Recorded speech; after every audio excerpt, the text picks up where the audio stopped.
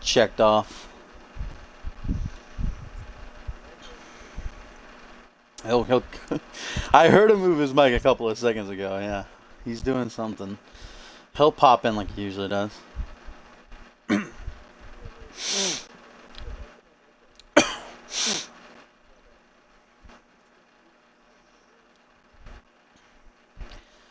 What is up, guys? Dashing here with episode 225 of Community Universe Mode, the pre-show panel to Ascendance, the 4th annual Ascendance extravaganza,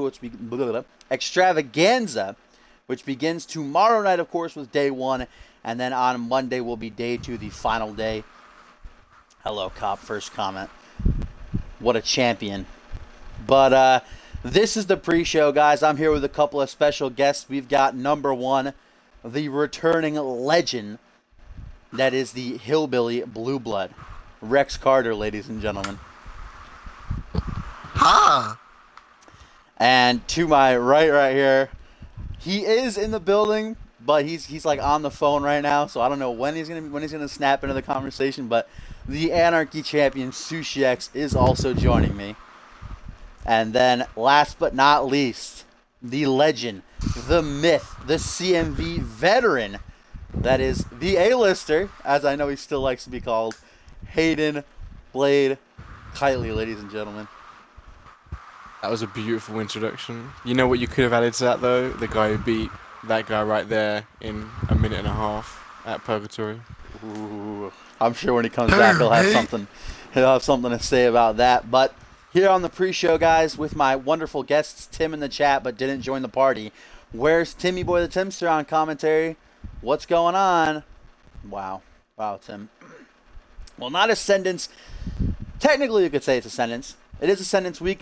It's Ascendance weekend, but the actual match card for that begins tomorrow. But we do have a couple of exclusive CMV.com live event matches to get to. But the main goal of tonight's panel is to discuss with my 3 lovely guests, well, maybe just 2 lovely guests, all the matches, run them down, give our personal predictions, what this event means, and all that good stuff.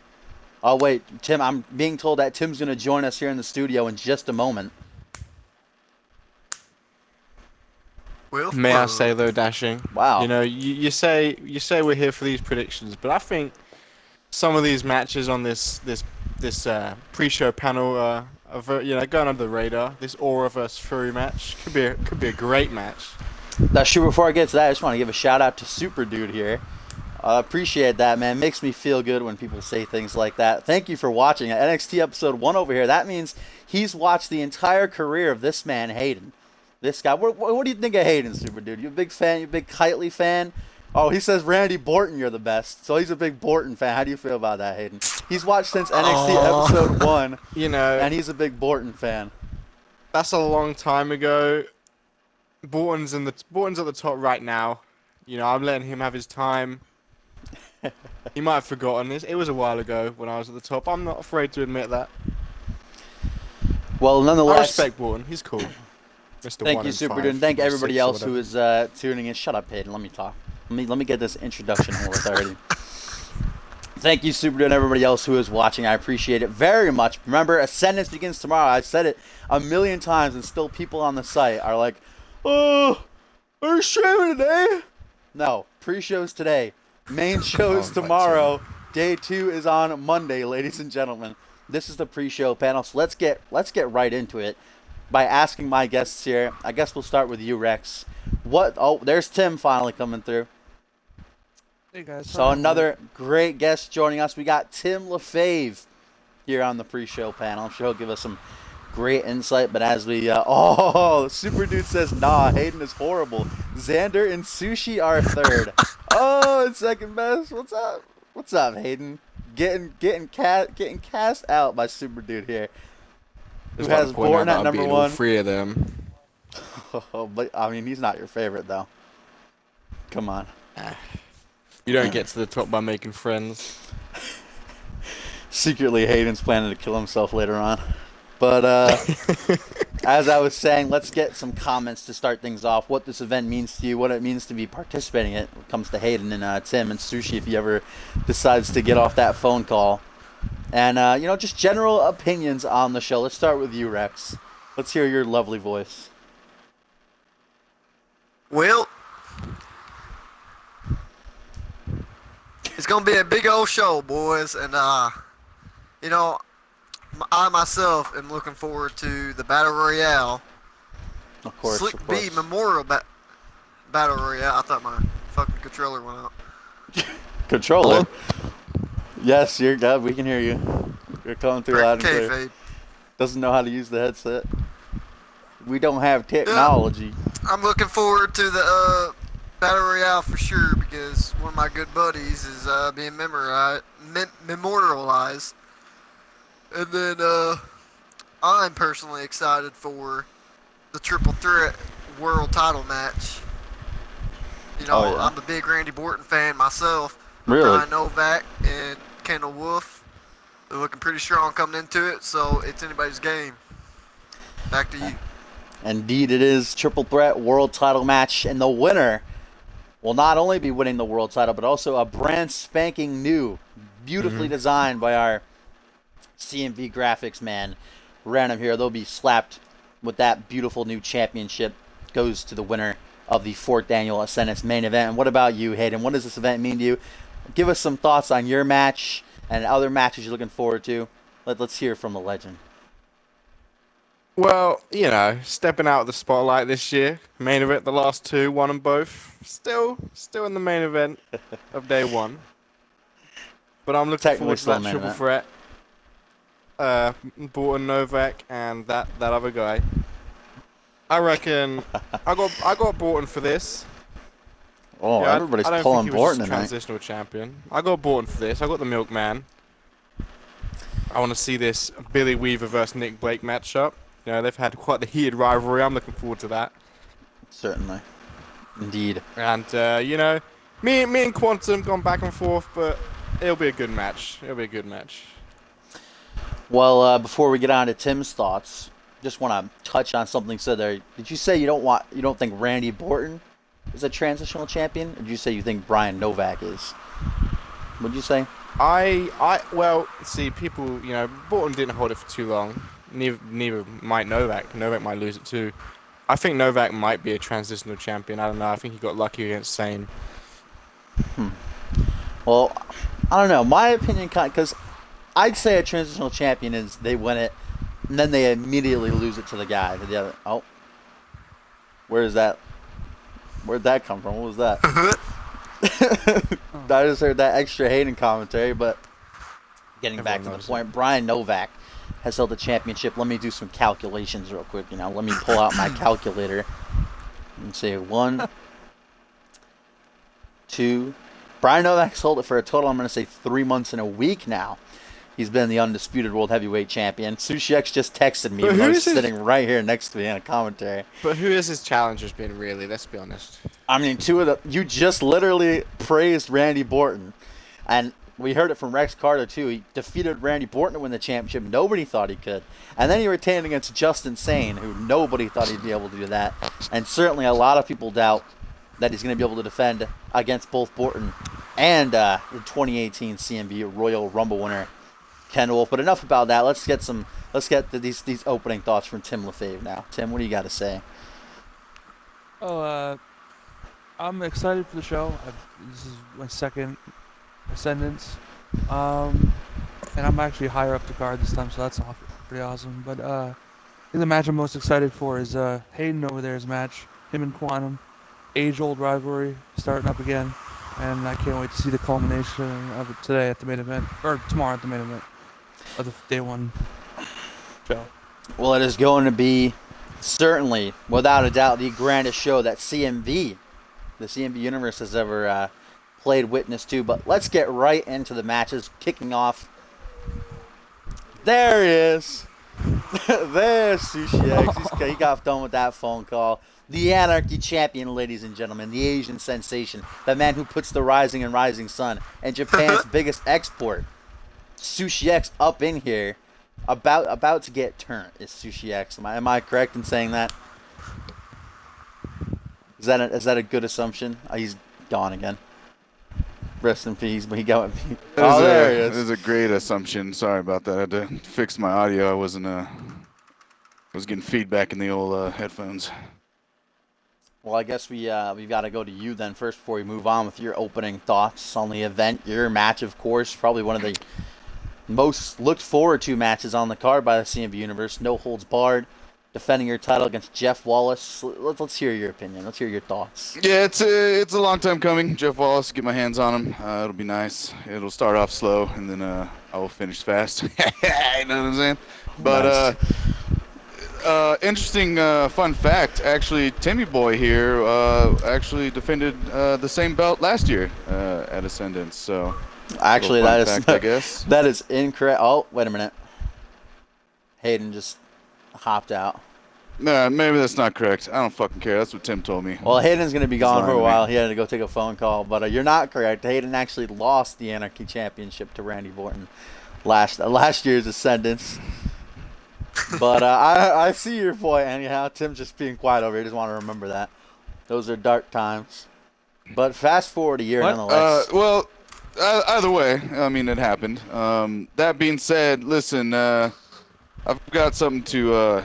Jacob Ziegler and I both have beaten the top 3 contenders for the fucking belt, and we're not main eventing. It should be me versus Ziegler main eventing Ascendance for the belt.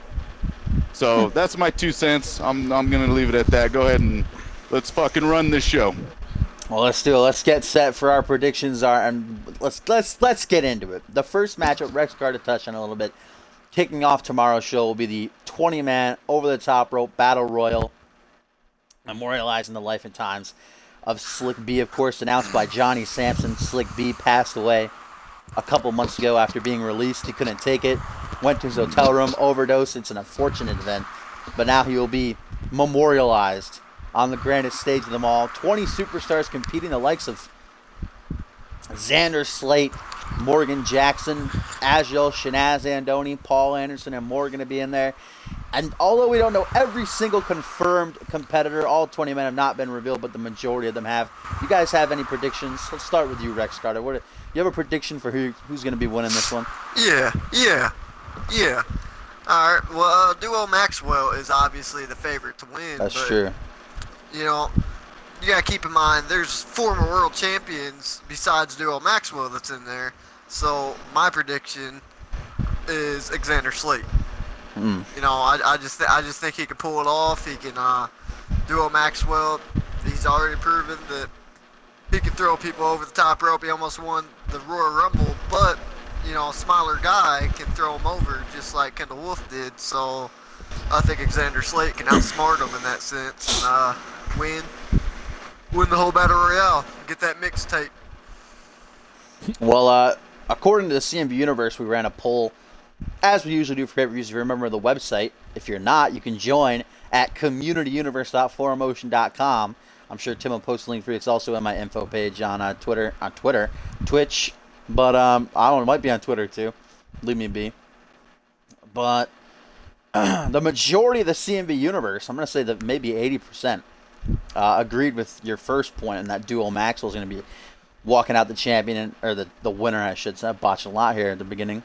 The winner of the Slick B Memorial Battle Royal, and a close second was Xander Slate. So that seems a lot of people's picks, either the former world champion Xander Slate or the former world champion Duo Maxwell. And Duo Maxwell, certainly in the past, the second annual CMV Royal Rumble winner, which isn't that much different. It's a 30-man Battle Royal is the Royal Rumble match. And just a couple months ago at the 4th annual Royal Rumble event, he was in the last 2, just beat out by Kendall Wolf, of course.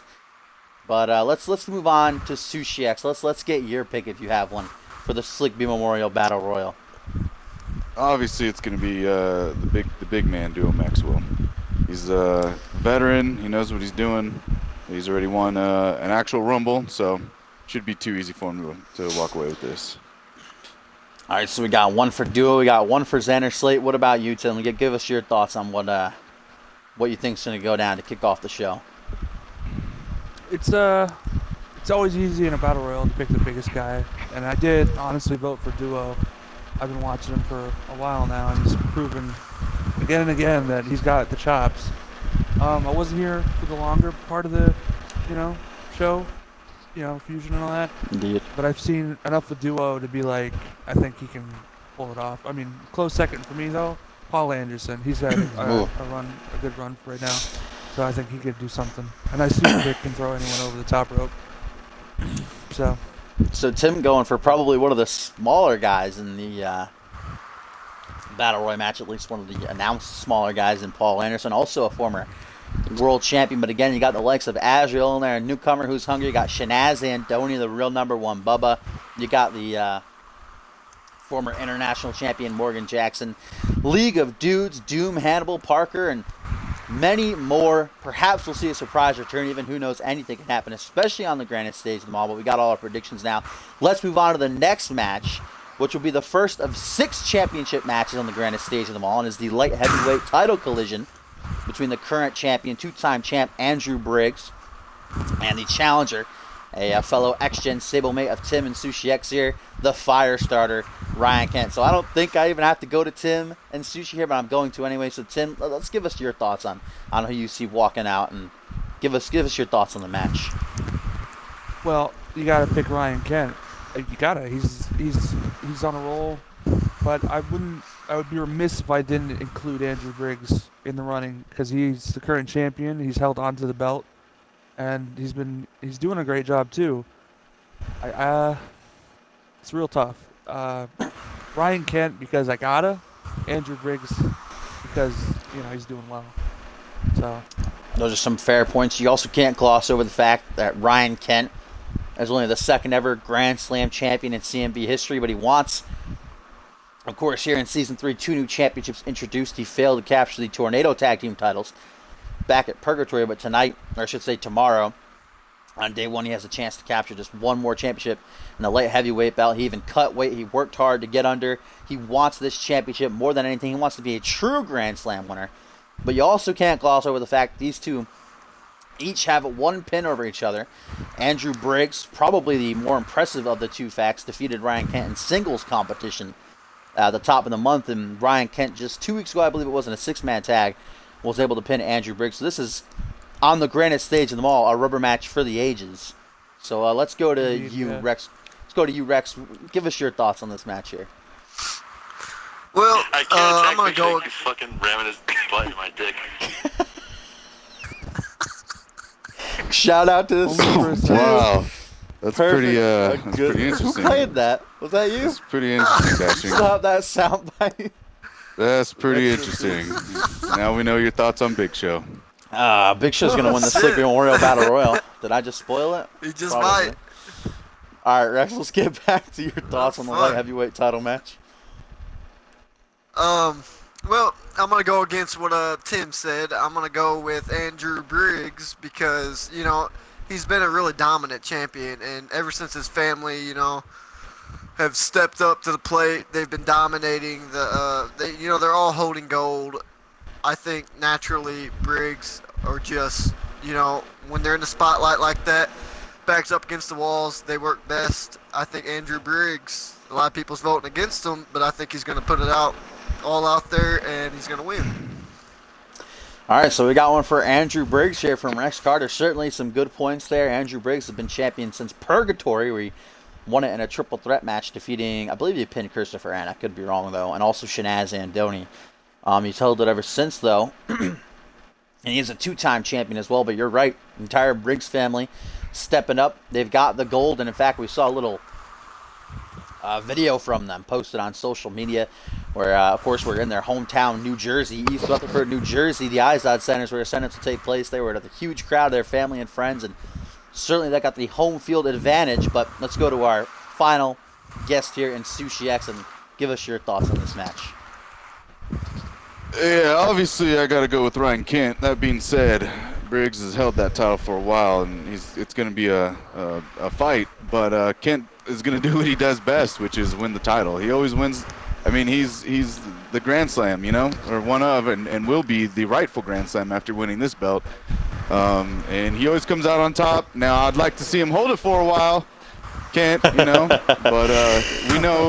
for a fact that he will walk away champ.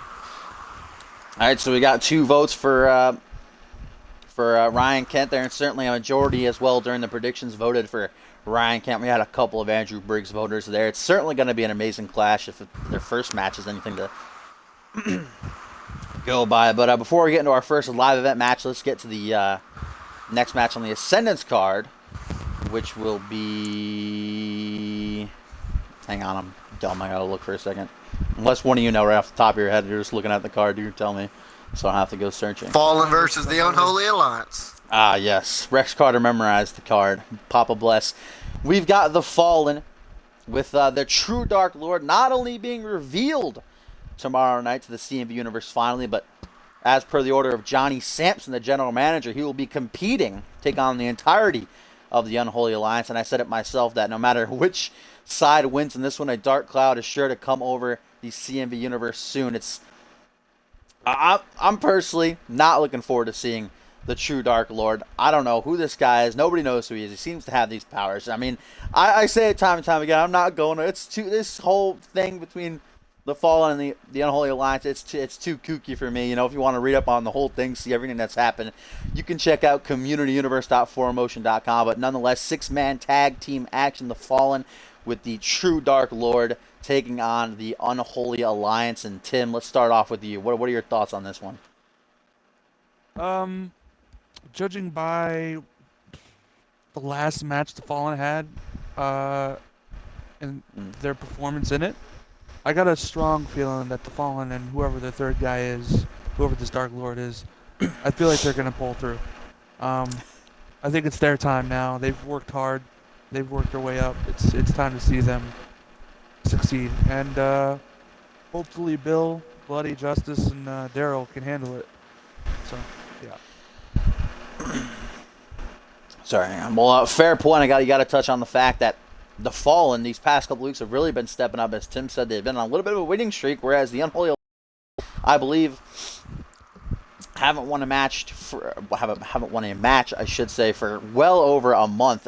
They did win one match, but that came via disqualification when they took on the Briggs family. For some reason, Big Duke just wasn't having it and bashed Bill in the head with a chair. That's their only victory for at least a month that they've had, whereas the Fallen have been on a little bit of a roll. So we got one vote for the Fallen there from Timmy Boy. What about you, Sushi? What do you got to say about this one? It's I'm gonna have to go with Fallen and their True Dark Lord, Gilbert, and I'm pretty sure they'll come out on top. They're a good force, and just to have their, I guess, True Dark Lord to back them up, I think they could beat these guys 2-on-3. But to have that third man, they'll definitely walk away with the win. Well, it's got 2 votes for the Fallen now, and you've also can't ignore the fact that Daryl Richards on the side of the Unholy Alliance isn't even a wrestler. He came here into CMV looking to get back at his girlfriend Megan Cooper, of course, a CMV Vixen, and we've seen him on occasions, beat her down relentlessly. And I guess Bill Maverick saw his corrupted mind and wanted to bring him into the ranks, and he's corrupted his mind even further. So you gotta keep in fact that Daryl Richards, wears shorts and like Nikes to the ring. He's not a wrestler. If anything, he's like a street brawler. So you also got to take that into effect, whereas the Fallen are a well-experienced tag team. And with that point, let's get our final opinions here from Rex Carter. It's pretty obvious. The Fallen, you don't even know who this mystery guy is, so how can they prepare? It can be Duo Maxwell. Indeed. The True Dark Lord. Could be anyone. The God of Death. Could be me, as He's Kinsley said. Could be me. Yeah. I could be the Dark Lord rolling through. You don't know. You could. A moth could. It's anything. Yeah, that'd be great if they just brought a jarred moth, because that's Bill Maverick's like kryptonite. Mothra. But we don't have to wait very long to find out. Tomorrow night, it's the Fallen taking on the Unholy Alliance in a 6-man tag team collision. Before we get further on down the card, we got our first live event match that's going to be coming our way here, CMV.com exclusive, in which 2 newcomers, Alex Barker and Pierre Thompson, are going to collide. Unmute my telly real quick. Get to that live event arena. Boy, that's loud. Alex Barker just recently debuting earlier this week with a loss to Nelson Jr. in a Canadian Carnage match. great match it was. Barker, I went over his backstory a lot during the match, but he seemed more intent on hurting Nelson Jr. He probably could have won after hitting his finishing maneuver, but he decided to go get more weapons to play with, and that ended up costing him in the end. Let's see if he makes that same mistake again here tonight against a very experienced fighter in Pierre Thompson, certainly one of CMV's biggest sign. I'll give him his pay-per-view attire. Now, can you explain to me what a Canadian Carnage match is? Do they say sorry after every time they hit him? Sorry. Nelson Jr. brought it out of nowhere. The two got into a Twitter spat. Nelson offered to be Alex Barker's first match. Barker accepted, and then it turned into a Canadian Carnage match. Essentially, it's just no holds barred, and certainly no holds were barred in that match. Two beat the shit out of each other. So I don't know how fresh Barker's going to be here for this one as he takes on the big man Pierre Thompson, who's coming off his first loss. But man, did it take literally everything and then some for Troy Myers to put down Thompson a couple weeks ago. And certainly a huge upset, but I see bright things ahead for Pierre Thompson. See if he can get back on track with a win over Alex Barker here tonight. Yes, guys, Ascendance begins tomorrow. As I've literally said 800 times. This is the pre-show panel. The first day of Ascendance is tomorrow. The second day of Ascendance is Monday. This is not technically Ascendance. This is the pre-show panel for Ascendance. Please understand. I mean, if you had a bot that said that, every 5 minutes, it'd be good. I got Timmy boy. He's my bot. He's my bot, baby. But he's not doing it. Oh my God! Why is it so loud? Microphone.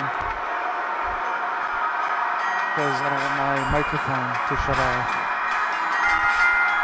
I'm sorry. Please respond, Tim. Or please repeat. I didn't hear you. It's not important.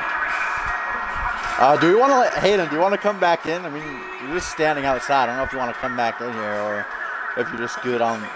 He's got that super sad face on as he knocking on the window or the door. He's just like staring through at us, and I'm not sure if he wants us to let him back in or not here.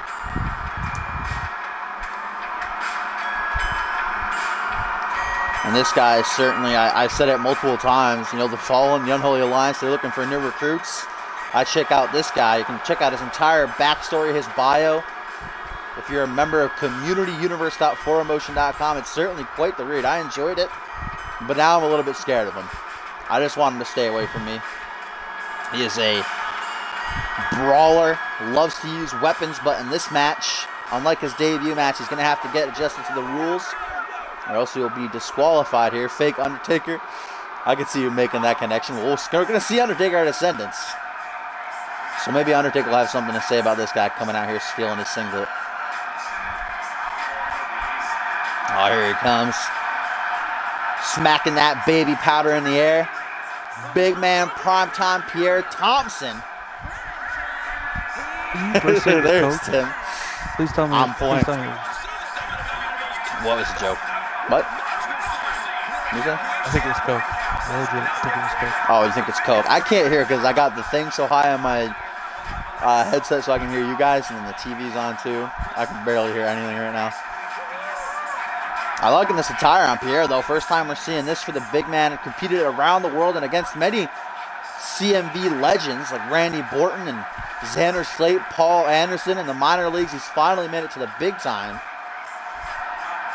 Oh, dang, those wrinkles in his forehead there for a second, though.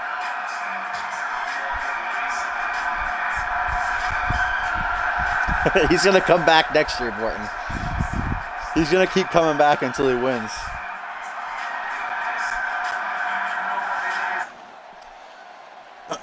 Here we go, our first of 3 live event exclusive Ascendance Week matches tonight. 2 newcomers in Alex Barker and Pierre Thompson going to try to get an edge over one another to further their respective CMV careers.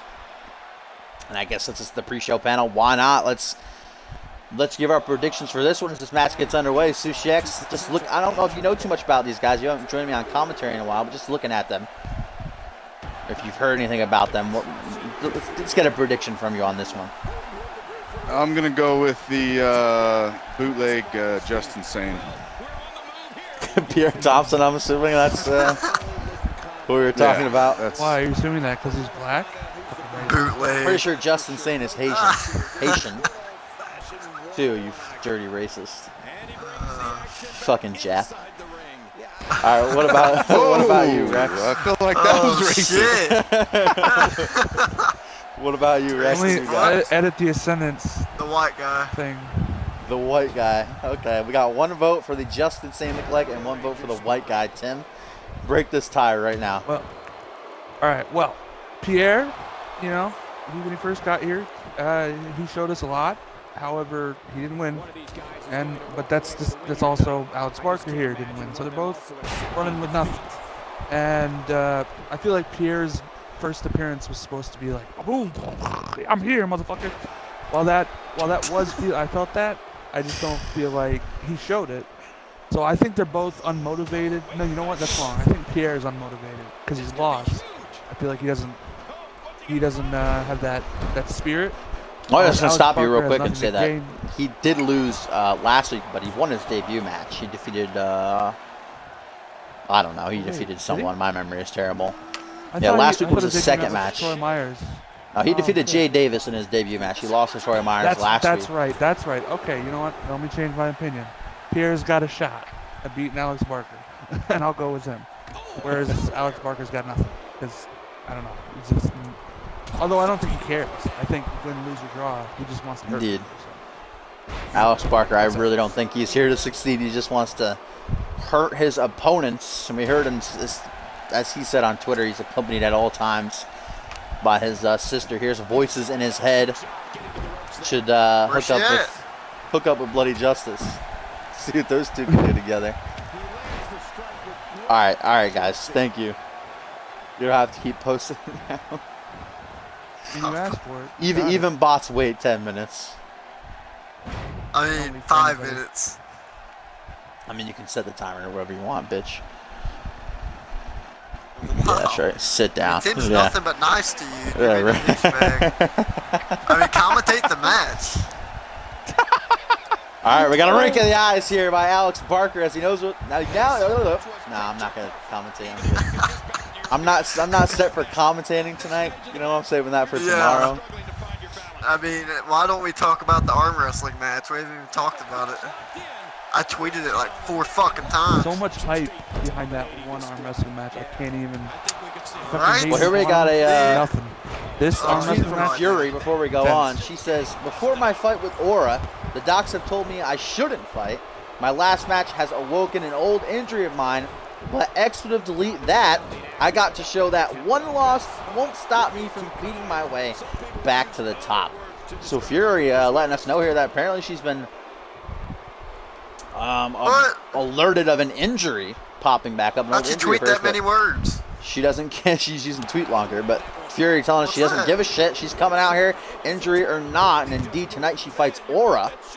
Also to come in the main event of this live event, it's going to be Sajad Garibi returning as he takes on Ryan Colt. And if you haven't seen Sajad Garibi before, he's had one match so far, absolutely decimated poor Gabriel Glamour so much that I don't know if we'll ever see Glamour again, but he's certainly a spectacle to see. So you're not going to want to miss that later on. Did you say That's Alex spectacle or Barker. testicle? Both. Okay. You know, you decide.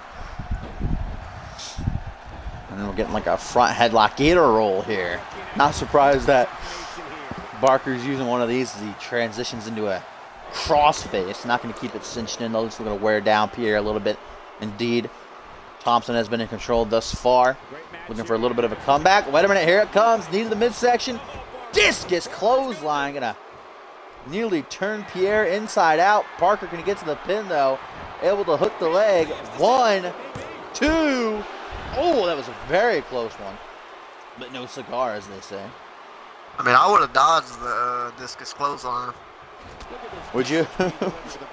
Yeah. I mean, when I'm drunk on shine, my reflexes are on point. Are you drunk on shine right now? No, that's why I'm not wrestling right now. Sit out I sidewalk just slam now and a got out great of that sell. fucking Cyber Slam arena. That Forever to sidewalk. get out of there. That sidewalk. Oh shit! Barker going for the choke slam, but Pierre out of nowhere with that sky high. Will it put the lights out? No, it won't. So close. That was nice. That was a nice counter. Great instincts by Pierre to see that coming and deflect it. Can someone let Hayden back in, please? He's at the door. He wants to come in now. He's finished with his phone call. Ooh, Barker now busted wide open off that hook. I accidentally invited Crazy. So get Crazy in here. We'll get Cyborg in here. Yeah, he joined. Oh my god. Oh, wait a minute, Alex Barker! That choke slam of his! Big time upset. Oh, it's gonna be a rope break though. Lucky for prime time. Saving himself there.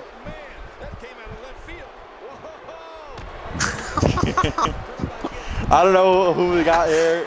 Just some stranger walking into the studio. Oh shit, Mr. Excitement joining us. Former NXT commentator. Hopping on for the pre-show panel here. What a true blessing this is to have Mr. Excitement with us. Okay. Oh, and Hayden's back, of course. He was let back in. As these two continue to pummel each other. Both men hitting finishers now, sensing the end of this one is near as we get a nice knee to the temple and a neck breaker. That is true. Oh. Goes for the roll up, but Barker getting rope break mania here in this one. 100%. Blood trickling down the face of Barker. I'm sure he likes it though. This man likes pain. He laughs in the face. In fact, in the face of pain, I should say. Earlier this week when Nelson Jr. beat him, Zach Payne. Barker rolled underneath the bottom rope and started backing up the ramp, laughing, a smile on his face the entire time. This guy is just a freak of nature.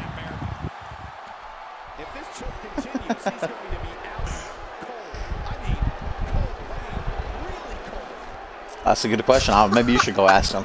I'm not going to ask him. Sushi, oh, Sushi's here. Sushi's busy playing sound bites.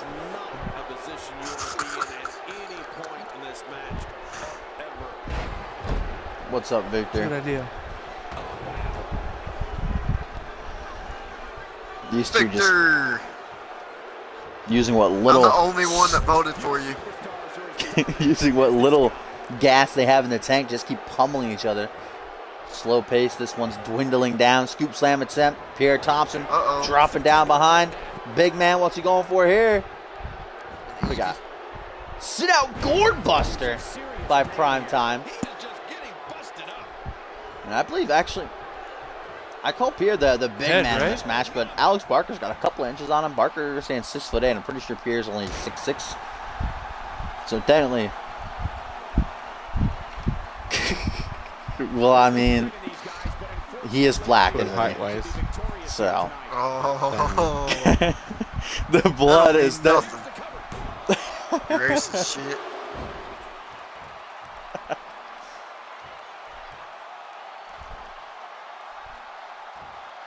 These guys are giving it absolutely everything. I know what you're saying. Hey, let's. Oh, wait a minute! A second sky high. That gash is just wide open, blood up in his eyes now, down his nose, getting in his mouth, and Pierre's looking to finish this one off. Make sure there's no rope break shenanigans. 1, 2, 3. Pierre Thompson getting that big W here. The Ascendance pre-show. And Mr. Excitement's right. Next time this year, Pierre could be main eventing. Let's look at Randy Borton. Man, in this year's main event last year, I'm pretty sure he was pretty high up the card, but certainly wasn't the main event competing for the Anarchy Championship.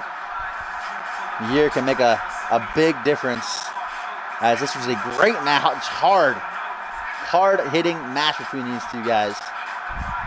Both looking to make a name for themselves, looking to make an impact, but tonight it was Pierre Thompson who would get back on track, get back to his winning ways. Or maybe we'll just get the same guy in the main event for the 4th year in a row.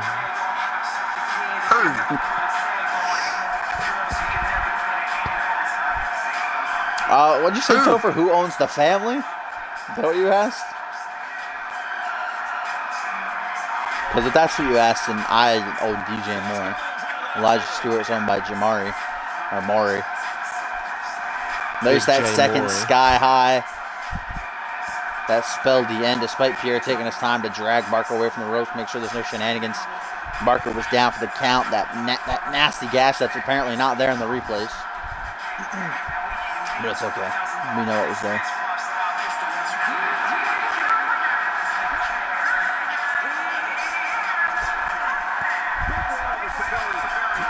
The Thompson family? I don't think he's related to Max. Pretty sure Max White. I mean, Dudley boys. adoption. One's white, one's black. That's My true. older Maybe they're brother's half stepbrothers. black, so, you know. chill out. Who knows? Perhaps. Well, I don't think they are Don't related, speak though. of that, Thompson.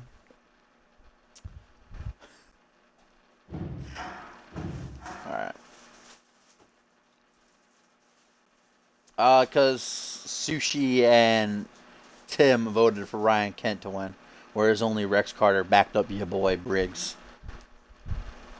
There's Big I wasn't here Rifted. for that prediction. That is not over. That was just the first match. As we continue down the first day. So we did the Fallen versus... we did It's just the a pre-show, Fallen man. It's just a prank. versus the Unholy Alliance. So the next match tomorrow night, day one, will be none other than Jeff Wallace of Webb making his debut. Only one other man can say they've debuted on the grandest stage of all, and that's just insane. The unpredictable one, but tomorrow night Webb's going to match that accolade and get a shot at the Anarchy Championship, no holds barred, against the very man who's sitting next to me here, Sushi X. So give a little insight to the match for those who maybe haven't been following the storyline heavily, but Webb debuted the night after Purgatory, targeting the likes of X-Gen and Quantum Hayden, another man here with us tonight, and the world champion Brian Novak, but mainly focusing, trying to make a name for themselves at the expense of X-Gen, viciously assaulting Quantum multiple times again, and Sushi X over and over, as well as Ryan Kent. Even poor Foreign Affairs were attacked at the hands of Webb, these three men who claim to be here for no other reason than to prove how pathetic and washed out the roster is. They want to show these fans what true wrestlers look like, true skill looks like, and Jeff Wallace has taken a keen eye to Sushi X, our friend here, when Sushi called Jeff out for attacking his brother Quantum, giving Quantum a concussion, of course, and Jeff Wallace didn't like that very much. All of Webb beating Sushi down, and Sushi finally saying enough is enough. I don't care if I have to face all three of them at once. I want Jeff Wallace at Ascendance. And Johnny Sampson came out, the GM. He said, I'm more than willing to make that a match. No holds barred. Let's get it done. But it's the showcase of champion Sushi. You're going to have to put your title on the line. And the Asian sensation, being the absolute amazing competitor that he is, a fighter till the end, said, let's do it. So that's the whole story behind this match. Jeff Wallace tomorrow night challenging Sushi X. So let's start off with you, Sushi. I mean, we're not so we're going to get a prediction because obviously... Okay. All right, go ahead.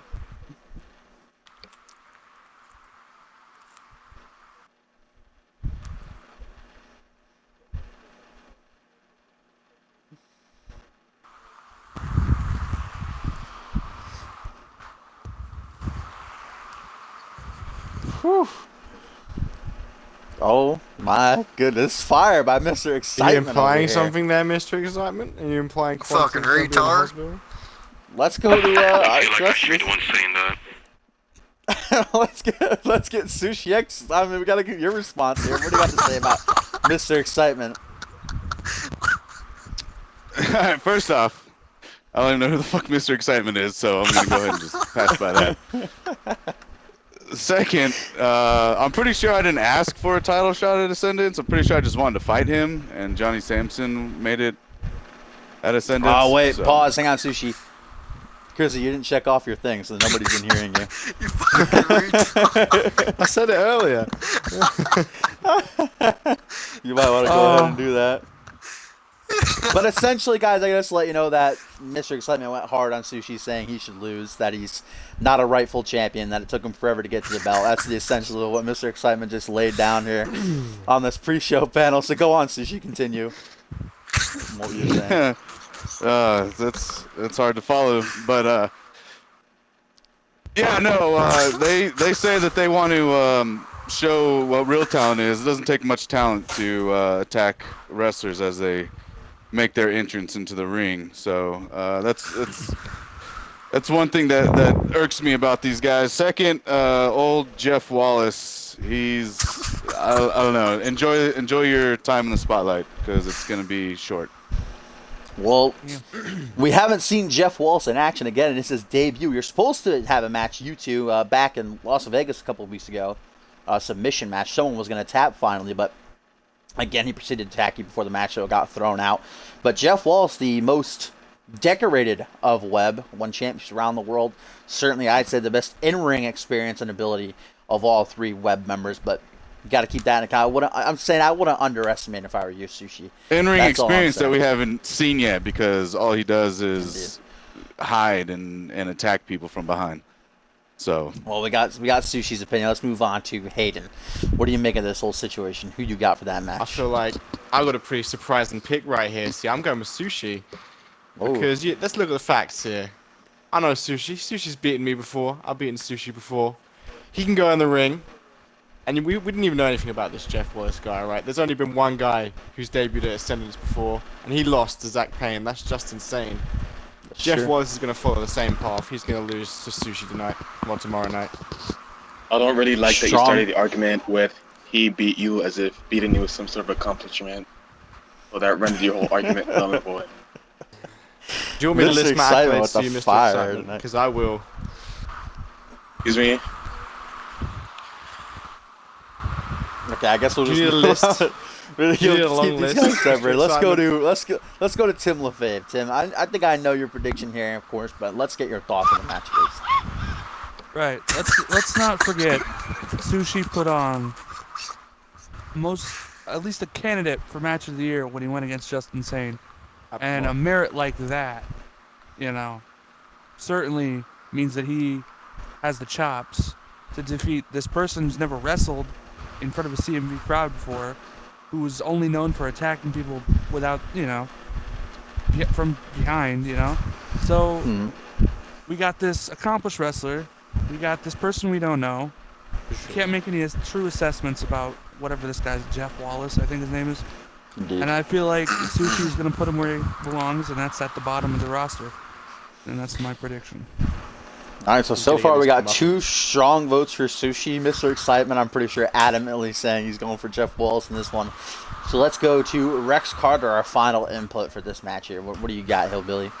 Well, I mean, these guys are savages. Like, anything can happen. The ref can fall down, and these guys can jump up. But X-Gen, they're all brothers. It's a big brotherhood. So I think they got their brothers back, and they're going to, if the numbers become odd, they're going to even it out. So I think at the end of the day, it's going to be X-Gen versus, it's going to be X-Gen versus, what's her name? Exactly. Spider-Man or something? Exactly. No one knows. No one cares. X-Men versus Spider-Man. I don't like those guys anyways. I went to the parking lot the other day, and, X-Gen was just knocked out cold. I got some help.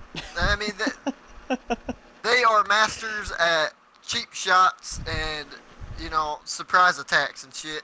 And this ain't no cheap shot. This is Ascendance. This is an Anarchy title match. They're going to have to go one-on-one with Sushi X. So I got Sushi.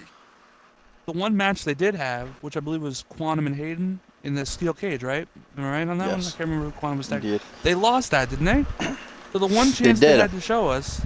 But I gotta say, I'm not Webb We're- sympathizers here. I'm not a big Webb fan, but I gotta say, after that match, they got on the mic real quick. They said, "We're not in the business.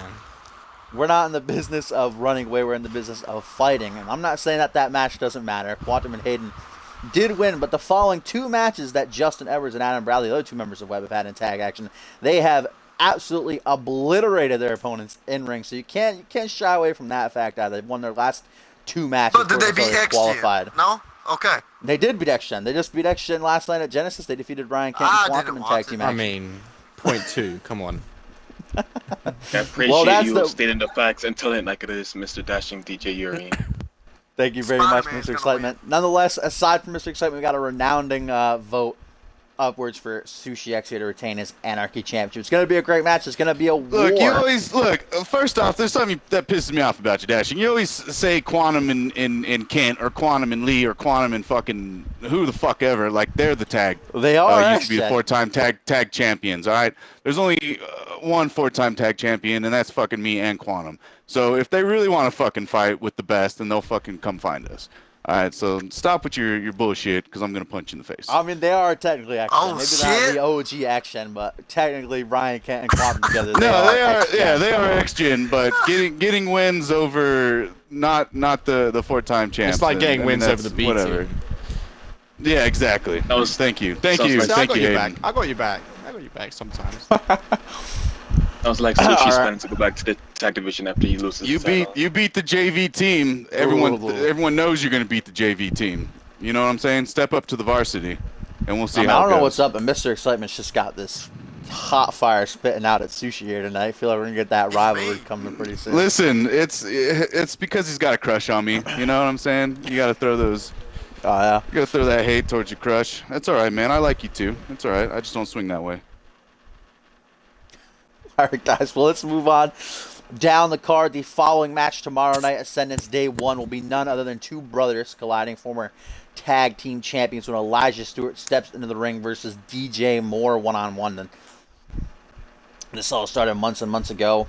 After the family lost their tag team titles, DJ Moore told Elijah, we got to be more aggressive. We got to get back to the top. If we want to get back to the top, we got to stop pandering to the fans. We got to stop being, all friendly, all bubbly. We got to be serious. And Elijah Stewart taking that the wrong way. It got in his head. It got under his skin. And how did he respond to being told to be more aggressive by DJ Moore? Well, he bashed him in the back of the head with a steel pipe and pushed his brother down a flight of stairs, tearing his quad, dislocating his shoulder. Of course, we didn't know that it was Elijah at first.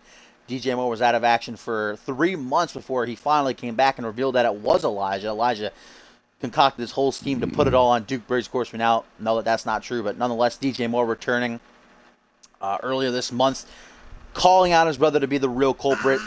And now we know here at Ascendance tomorrow night, Day 1, the two will collide. DJ Moore saying once and for all he's going to put the final nail in his brother's coffin and move on with his life, whereas Elijah says he's going to bring that newfound aggression. The man he's looked up to his whole life is his older brother, DJ Moore. He's going to prove that he's the better. And, of course, Elijah's saying he's this way because of what DJ told him. DJ Moore made him this way. But tomorrow it happens, guys. So let's get your thoughts. Let's start with Sushi. Sushi, what do you got? Who you got for this one?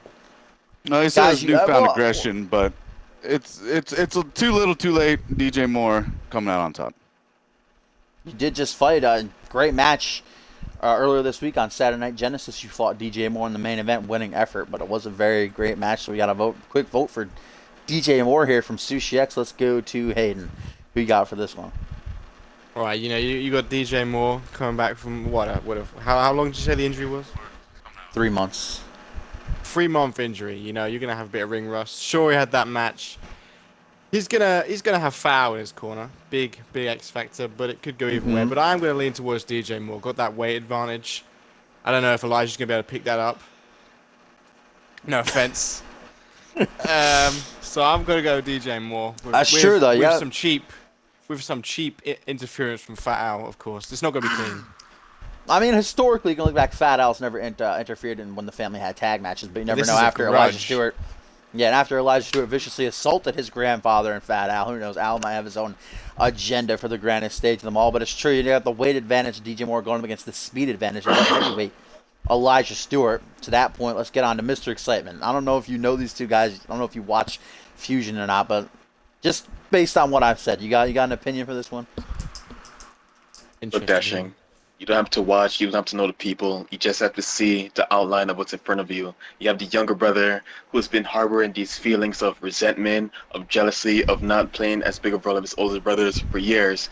We don't know exactly what he's feeling, we don't know exactly what he's going to do.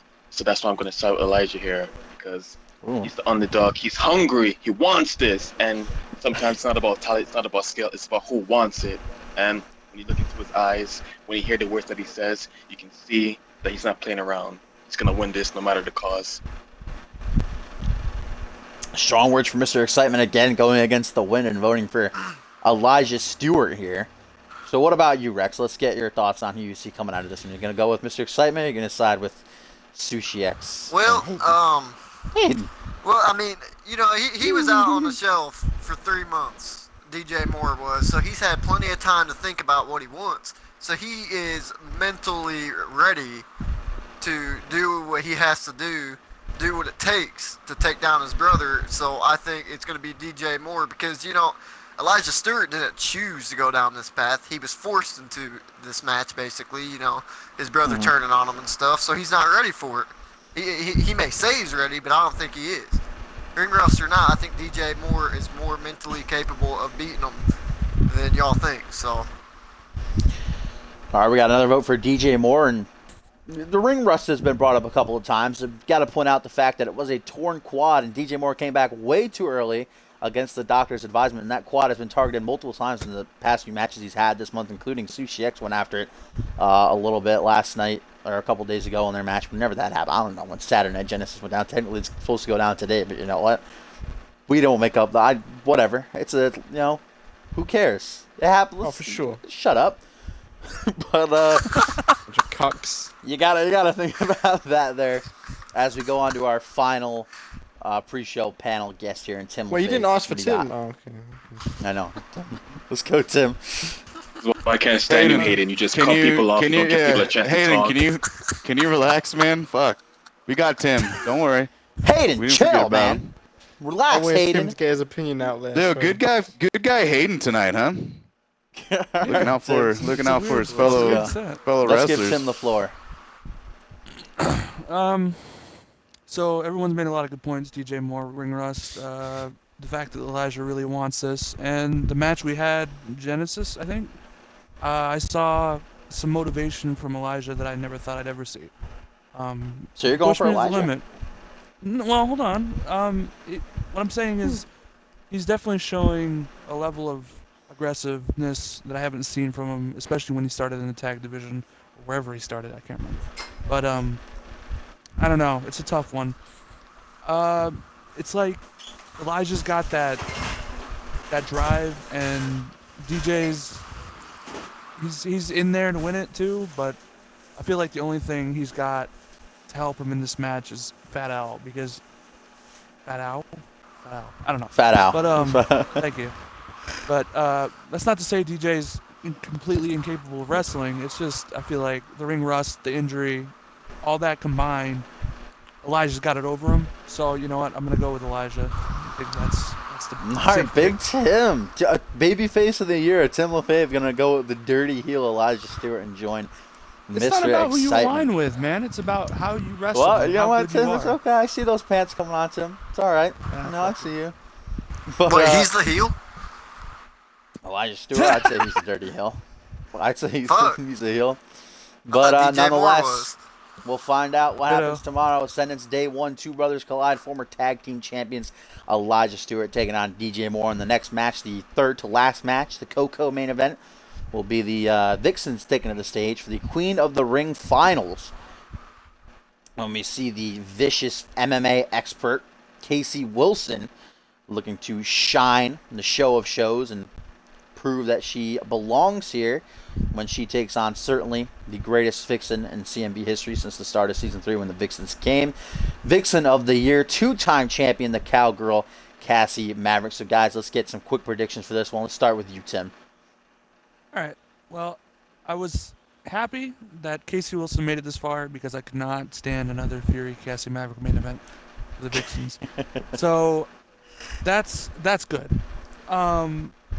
But what I've seen from Casey, is a lot of drive, a lot of motivation, a lot of strength, and she has clawed and beat all her way up to the top. She deserves to be right here, and hopefully, after this, she'll earn a rightful spot for the title, whether that be against, I believe, Jade Divine or Kitty Quinn Bell. As for Cassie, I haven't really been watching much of her matches. I guess she's made it this far through the tournament, so she's on a roll, I guess. But I'd rather see Casey go the distance here. Well, so Tim going for Casey, and got to point out a exclusive video we saw just earlier today.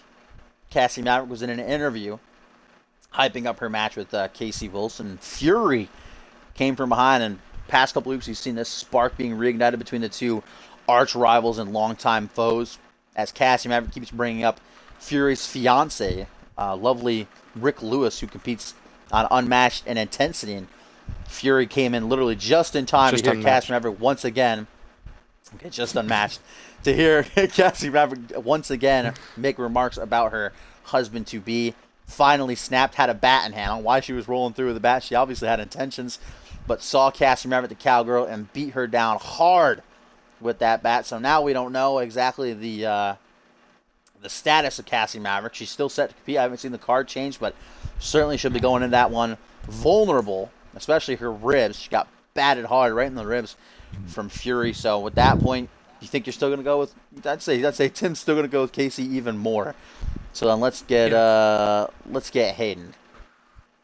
Who got? Wow, this is the old guard. This is classic old guard versus the new guard, if you will. You got the most decorated vixen in the division in Cassie Maverick, and you got the young up and comer with the drive. The question is though, does Cassie Maverick still have the hunger for it? She's the 2-time champ. Does she have that same hunger that she once had?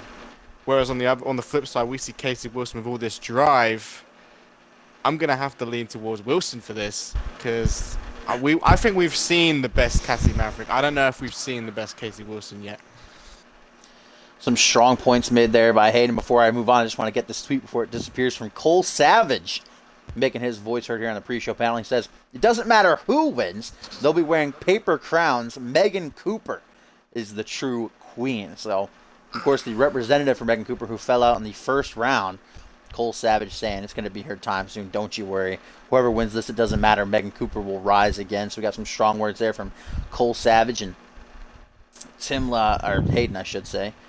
And to some of your points, Casey Wilson's only suffered 2 losses in her 3-month career thus far. 1 in singles competition and 1 just recently, last week I believe it was, in tag team action. She was the one pinned when she teamed with Cassie to take on Kitty Quinbell and Jay Devine. She's only suffered 2 losses, and you got to remember the fact that Casey Wilson has pinned Cassie Maverick before in a 6 Vixen tag at the top of the month. She finished the match off by pinning the cowgirl. So again, that's even more levers in the corner of Casey Wilson, and it's very evident in the CMV universe in the voting polls. I don't even think, breaking kayfabe, I don't even think Rick voted for Cassie Maverick. I'm pretty sure it was a clean sweep for Casey Wilson to bring home the crown at Ascendance. Well, that means that all the pressure's on Wilson, though. That means Cassie Maverick's going into this with very little pressure. And what an upset. It would be considered a huge upset indeed if the cowgirl managed to pull through with an injury, suffering a loss to Casey prior, and all the momentum that Casey's carrying in here. So let's go to Mr. Excitement now. Let's see what Mr. Excitement has to say about this one. Look, I'm going to keep this short, sweet, but most importantly, I'm going to keep this correct. You have Hayden talking about how we haven't seen the best of Casey Wilson. That's the point. We know how great Cassie Maverick is. And I'm not going to base my prediction on how good Casey Wilson might be. I'm going to base it on how good Cassie Maverick is. So she's going to win. Period. All right. That's a good point there. We know Cassie Maverick, know what she's capable of. She had a qualifier for Match of the Year. Again, Vixen of the Year. She's certainly come through time and time again, proved her resiliency and her heart. So that's a good point there. We know Cassie Maverick. We're not too sure if Casey's going to crack under the pressure or not. But Sushi, who you got for this one? That's a man, baby. I actually thought she was getting tested. I actually thought she was getting tested for being a guy, not for anything else when she was at the hospital or whatever it was. No, dude, she's a straight-up dude, and I'm pretty sure she's going to win. Any guy can beat a girl 100% of the time, all the time. So Sushi is not going to get lucky tonight. I feel like it's Jade Divine with the pants in your family, though. It's a positive message to send. Hey, listen, man. I believe she got a does family, wear bitch. pants. Fuck you. Oh. But damn. I don't even know what that means. I apologize. Sushi touched on the whole hospital thing. Another exclusive video we saw on communityuniverse.4motion.com. Casey letting us know that before she even had her first match in CMV, she already knew that people would claim, she was on steroids, she was on some sort of performance enhancing, aids there. I don't think I should say she had AIDS, but something to help her out. So before she even had her debut match, she got tested, and the results came back just recently. She let us know she's 100% clean. She doesn't need performance enhancers. She's all natural talent. And that at Ascendance is going to prove that once and for all. So let's go to, last but not least, Rex Carter. Who you got for this one, Bubba? Cassie Maverick. Next. Short and sweet from Rex Carter. So we got a Cassie Maverick vote again. So now we got 2 for her. We got 3 against for Casey there. That's tomorrow, guys. The Queen of the Ring finals. Who's going to be crowned the first ever CMV Queen of the Ring? Get a shot at the crown jewel the following month at the 2nd annual Battle Scars. And who will be holding the crown jewel? We'll find out. We'll find out on Monday. But co-main event, guys. This is certainly a first-time ever match. I don't think even, not just in CMV history, but in wrestling, period. A 2 out of 3 falls fatal 4-way match for the CMV International Championship, which will see the Bloody Brick Chris Andrews defend his belt against Tim LaFave. Timmy Boy the Tim's here with us on commentary. His tag team partner, his blood brother, the hypothetical Kung Fu practitioner Kevin Lee, and Double J, the former 2-time champion, longest reigning international champion, Jackson Jordan. And Johnny Snap's making this blockbuster match, announcing 2 out of 3 falls for it to be the rule. 2 out of 3 falls. One guy's going to get 2 pinfalls or 2 submissions before they can be crowned the champion. He doesn't want any flukes. He wants the true and deserving champion to walk out with that moniker on the grandest stage of them all. So, Tim, obviously we're not going to get a prediction, but you got any final thoughts heading into this match for your opponents? I don't know the future, but I do know that I'm going to put my best foot forward. And I always do. So whatever happens, come tomorrow, happens. I hope I win, but I don't wish any ill, feelings towards anybody else in that ring. I'm sorry for what I did to Chris.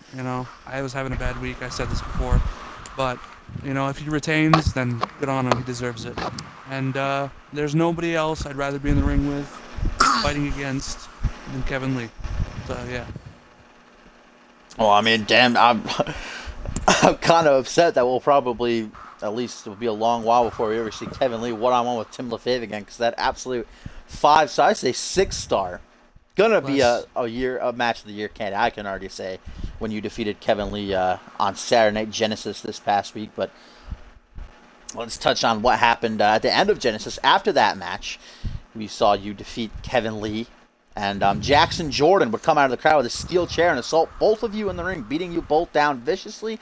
Obviously trying to send a final emphatic message to you and Chris Andrews for the match at Ascendance. And that's when the Bloody Brute Maker's presence felt ringside. Didn't interfere, didn't try to stop it, just came down and nodded his head like, yeah, I'm not going to try anything, but I'm here. I just want to let Jackson know I'm here. And that's when you guys would start to mount a fight back. Yep. I believe it was Kevin Lee who was tossed to the outside, and Chris Andrews eventually ended up getting mixed up in the brawl. Huge brawl ensued. At the end of it, all 4 of you were laid out. No clear man standing above the other, but certainly all 4 of you got to have a couple bruises heading into this one. Now it's certainly an all-out brawl, but vintage babyface Tim LaFave sending some strong words, but at the same time respectful words to his opponents. So let's go to Sushi X. I'm interested to hear, because you got 2 of your stablemates, 2 of your brothers, and X-Gen competing. So who are you going to go for there in the Fatal 4-Way? It's going to be close. It's either going to be Tim or Lee. That's really all I got to say. Tim's a fucking great fighter, always showed his best in singles, and Kevin Lee has actually blossomed on his own as a single fighter. So it's going to be a great match. The other 2, I don't think it's even going to come into contention at all. It'll be probably Tim or Lee pinning one or the other. Well, you say that, but the CMV Universe tended to disagree with you, as I believe. I don't give a fuck about the universe, Dashing. Just letting you know, you're strongly thinking Jackson and Andrews don't have a chance. The CMV Universe, the vast majority of them, I believe, voted for Jackson Jordan. At least it was close with Tim. Everyone wants to vote for Jackson Jordan. Why? Because he's one of the best, and it's an easy fucking pick. All right, but guess who beat Jackson Jordan? This guy, and he's not everything that everyone thinks he is. But you're not in the match, so. No, I should be I should be headlining, but whatever. That's a different story. Well, yeah, that's true. That's true. Chris Andrews has pinned you. Sushi X also got a. He likes to. He's really liking to bring that up this past week that he's pinned 3 members. Yeah, of X. He's pinned you. He's pinned I'm Tim, sorry. he's pinned Who Kevin he Lee. pinned me after I was beat by 3 other guys? Yeah, okay, that sounds about right. He should join Hey, Web. what? They would I'm make in. a great team together. Champion of champions, the king of the 4-ways. Chris Andrews, but can he make it out of this 4-way? 2 out of 3 falls. He can't get lucky. I'm not saying he's gotten lucky before, but nobody's going to be getting lucky in this 4-way.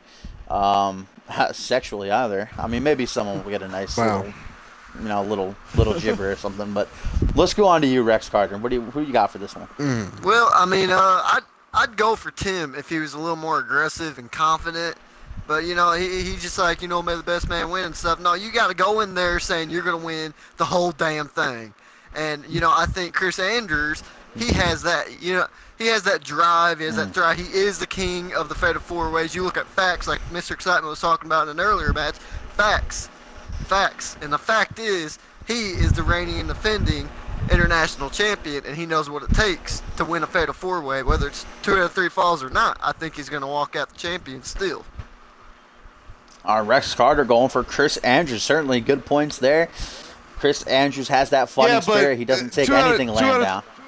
2 out of 3 falls does. I mean, okay, so he wins the first one, right? All right, now someone else wins another one. You know what I'm saying? It leaves too much open. Like, yeah, okay, maybe he will win the first one, but that doesn't mean he's gonna win the rest. So 2 out of 3 falls, he's not gonna come out. He's not gonna come out winner. I promise you that. Well, let's see what Hayden makes of all of this. What do you got? I got another a little bit of an odd pick here. You wouldn't expect it, but I think Tim, and I'm gonna explain why.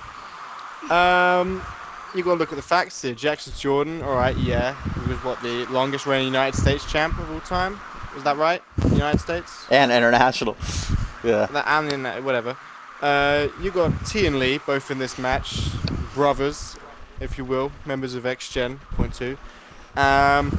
And you got Chris Andrews, the king of Fatal 4-Ways. But with every tag team, and Tim's too modest to admit this, there's always going to be one HBK and there's one Marty Jannetty. I think Tim's the HBK in this instance. Obviously, they're brothers. Then there's no beef, but I think Tim's going to walk away. I don't know why I have a gut feeling that Tim has got this. He's been. Oh, thank you. He's been in the. If you think back to last season, he was in the the hardcore title picture last season. Quite a bit. Yeah. Yeah, he has experience around that mid-card title area. I mean, let me just butt in event. real quick and say he earned his first championship, his first reign as Anarchy champion, winning a Fatal 4-Way match at the 3rd annual Royal Rumble event. So No. All right, Mr. Excitement, let's hear from you. Last but not least, what do you got to say? Because you see, I can sense where you're going with that. You can say, oh, if Tim can win it once, he can do it again. No. See, there's winning it because he has skill, and there's winning it because of a fluke, because he got lucky, because he was in the right place at the right time. You feel what I'm saying right now, Dashing? But anything can happen. Being in the right place at the right time is where you need to be to win this. That's 75%. Yeah, that's 75% of the win. Alright, but it happens once, but it's 2 out of 3 falls, man. Who says he can do it again, though? Alright? I would like to bring up another instance where someone was lucky, they were in the right place, right time. I want to take you back to, I believe, Payback after the year before last year at Ascendance, when I was pinned by Duo Maxwell. I don't think Duo Maxwell touched me in that match, but he pinned me I did he pin you to without win the touching title. you? Other than that pin. He's that good. Did he hop over you for the pin? He's You're referring basically to a god. Backlash in the Fatal 4-Way match. Sorry. By Duo. I thought you were referring to when you won the title back. But yes, Duo Maxwell. Fatal 4-Ways are always about luck, but as been brought up multiple times, 2 out of 3 falls.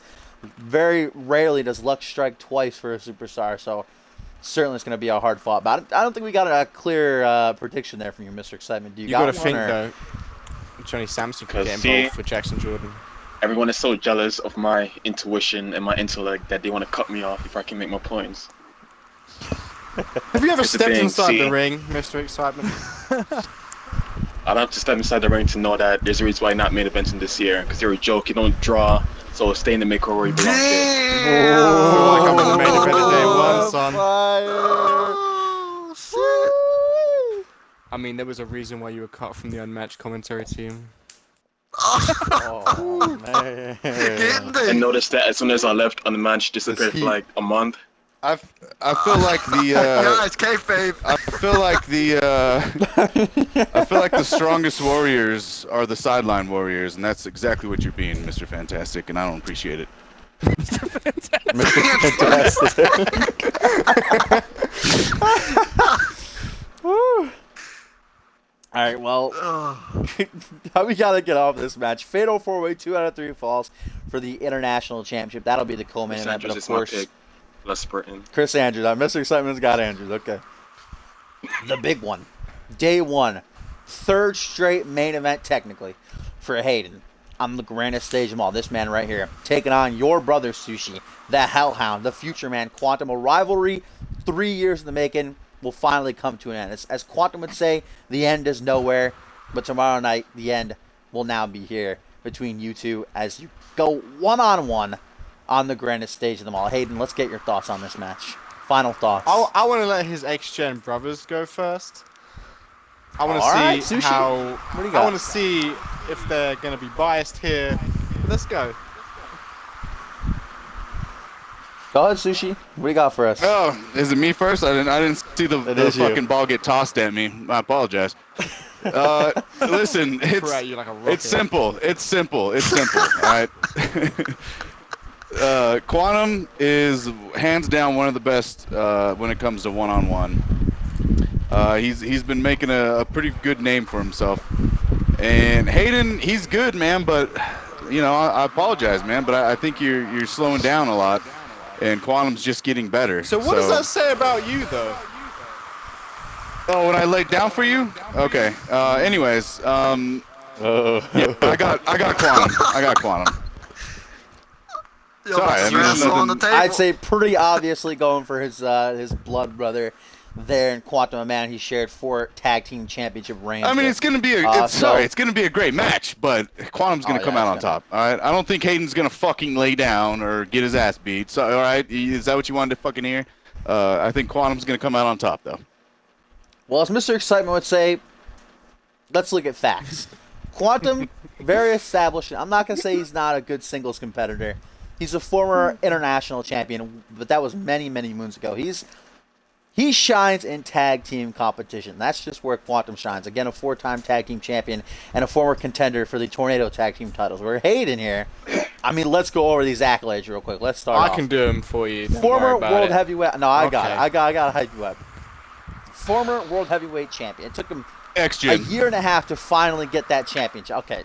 We'll get to you again, Sushi. Let me get these accolades. No, go ahead. World heavyweight champion. X-Gen. Would go on to unify the International Championship with the world title, become the first ever undisputed champion. Well, in All right, X-Gen. 2-time undisputed champion.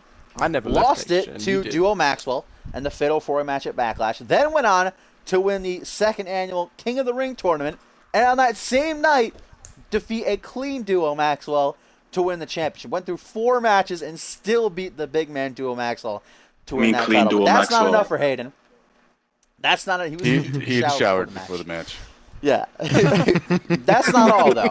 Hayden received a brutal, some would say career-ending injury at the hands of American Justice, but he pulled through and he returned in that 3rd annual Royal Rumble to win the whole thing. Would go on last year's main event to defeat none other than Justin Sane to become a 3-time world champion. It doesn't even stop there. He's a former Anarchy champion as well just this season. Hayden Please remember that I didn't even want shines that in title. singles competition. He didn't want that championship. Okay.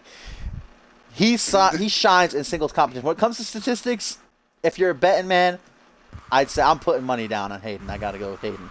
Did Hayden Sushi, get I know his, you wanna say something. Did Hayden get his legs cut off by American Justice or something? How do you No, come back that That from was that? Miz. That was Miz. Oh, it was the Miz? My bad. I get them mixed up. Yeah, Sushi, get I know them you probably got confused. something to say. What do you want to say? I to don't. that? It doesn't. His accolades are nice. Again, he was in X-Gen. We fucking rose him to the. We made him the cream of the crop, basically, if you will. And he never really got the big win until he joined us. And we gave. Now, I'm not saying it was because he joined X-Gen, but he had us around him, motivating him. You know what I'm saying? Talking to him, letting him know, hey man, you can do this. He had the right training crew, if you will, the right team around him that led him to those championships. Right? I'm not saying we did it for him, but we helped him and we pushed him to be the best Hayden that he could be.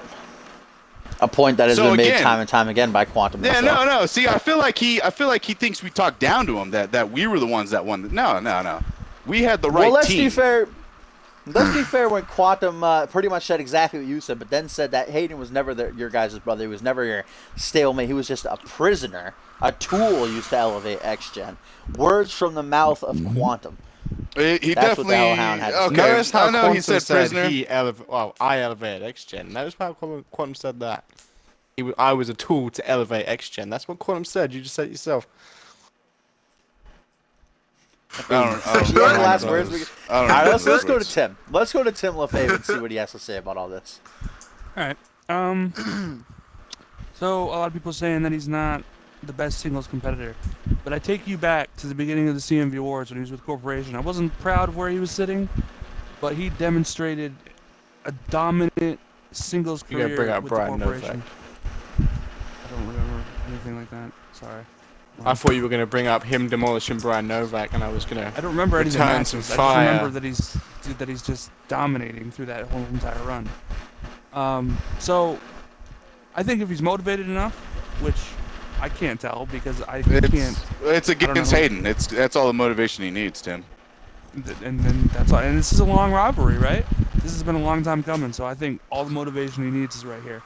And I truly believe Quantum's gonna pull it out and timestamp the fuck out of you, Hayden. Sorry, I love you. Don't think I don't, but it's just. I believe Hayden was trying to make the point that during that run in the Corporation, Quantum just beat, I believe, on 4 separate occasions in singles action. He beat the current Brian reigning Novak, world champion Brian Novak. a mid-carder from the Kiddie League. Let me point out, he may be the longest reigning champion in CMV. I feel like you're gonna. I He feel was like you're in gonna the start Kiddie getting into League. Brian Novak now. I feel like you're gonna start. Brian Novak's later. Being We'll get your prediction dominant on that over Brian afterwards. Novak, who I've also beaten, by the way, is like being dominant over Alexander Bannon. Okay, well, let's. Okay, asterisk, because you beat Brian Novak by count out. You didn't A win win's a him win. worse than him. You beat He him left- by count out. he But, was all right, let's afraid. not get into that. Brian Novak's later. Mr. Excitement, who you got for this one? Well, I'm glad you came to me next because speaking of asterisks, the fact of the matter is, all of those fancy little singles accomplishments that Hayden has, you all know the controversy, that little crossface of his. None of those finishes seemed right to me. Now it's gone, and look where he is, kind of floating around in the middle of the pack, just trying to scratch by, still talking about X-Gen, trying to, hang on to the coattails to keep himself relevant. That's what I think, Quantum.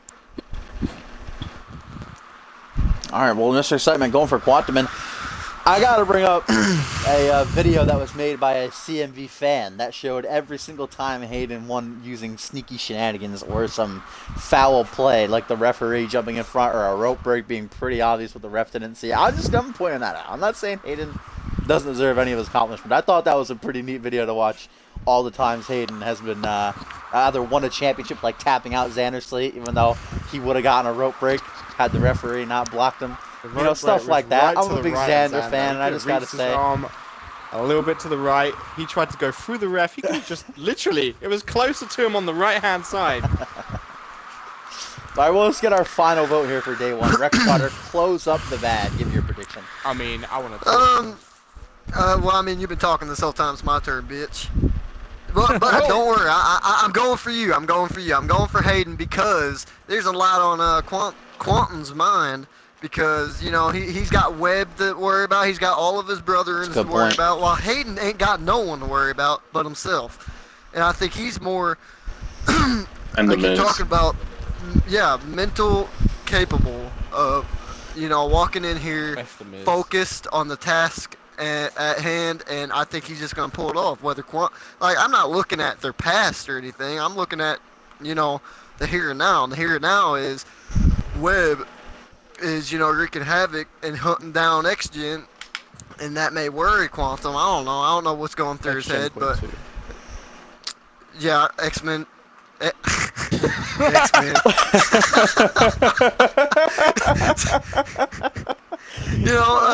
He's got his X-Men to worry about, and Hayden ain't got no one to worry about. So, at the end of the day, I think Hayden's gonna get it. Whether he Well, it wants seems to use pretty cheap split here. tactics or not, he may not have to. We got a split here. It seems pretty split, as it does for the entire CMV universe. The vote is really straight down the middle. It's hard to call, but the rivalry finally comes to an end. The end is here. Tomorrow night's main event. All right, Hayden has some final words he wants to get in. Go ahead. It's coming to an end, you say, but for real, we fought twice in singles action before. May I point out who won both times? Now you can end it. All right, Hayden, bringing up the How would you past end again. it before answering the question? Would you win both times? All right, we got, yes, that's tomorrow night. Main event, Hayden one-on-one with the Hellhound Quantum. You're not going to want to miss it. It all comes to an end once and for all, or perhaps not. Hayden doesn't want me to say that. And before we get on to the second night, again, giving our prediction on that, we got our next live event match coming our way, which is going to be Aura one-on-one with Fury. As said by Hayden earlier, this is a pay-per-view quality match. Certainly, I believe this is the first time they're ever going one-on-one. I could probably be wrong about that, but I'm pretty sure it is. Don't quote me, though. You know, to be honest, it's funny how much Aura, the other Japanese superstar in this fine company, how she's would talk all this ish about my sister, and then when it comes down to it, what is she doing? Pre-show matches now? What? That's what you do now? That's your While sister? Yeah, that is my sister. While Jade Jade Divine is is the sister. co-headlining Ascendance, the biggest show in the world. After an impressive performance at Absolution, you know, that She's, 5 eliminations. She's Mystique. Aura certainly does. I'd say she's probably the biggest trash talker that we've had in the Vixens division, but she's come close so many times. She was the last against Jade Divine in that Vixens mini battle royal. She was in the Queen of the Ring tournament, fell out against Casey Wilson first round. But Aura likes to talk trash, but I'd say she can back it up in the ring. Not going to say she's undefeated or anything, but Aura certainly is a great fighter. She can back up her words, and we're going to see, I don't know, I'm sure, I don't exactly remember a specific time, but I know for a fact that these two have exchanged words on Twitter in the past. Have Aura and Fury, the Urban Warrior, the baddest bitch on Fusion, former two-time Vixens champion who had her opportunity to co-main event the Granite Stage, and all ripped away from her by Quinn Bell back at Purgatory inside of Hell in a Cell. And of course, fell out in the second round of the Queen of the Ring tournament against Casey Wilson, absolutely dominated by Wilson. And Fury saying it was just an off night for her, but that, as always, she actually tweeted out earlier, I'm pretty sure I read it off, no matter what, whether it's an injury, she doesn't care, whether she gets pushed back down, she'll always keep climbing back up, she'll keep busting, she'll keep grinding to one day eventually get back that Vixens championship. And earlier we referenced that whole thing that went down, her attacking Cassie, and Fury, and her own words said, "You think you're going to become a three-time Vixens champion before me?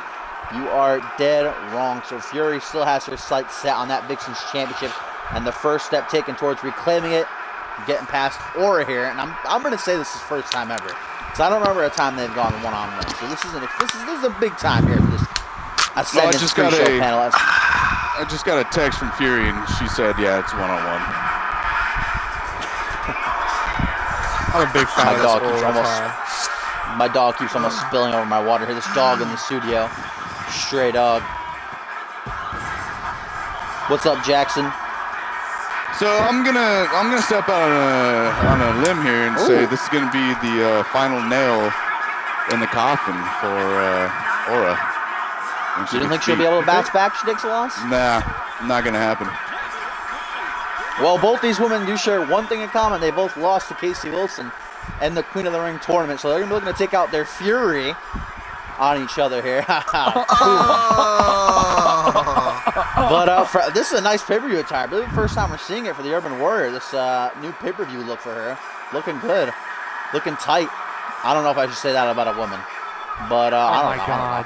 I can't say Stage anything. I'll ask Lovely Lewis. I feel like Her Fury bulge is is bigger than tight.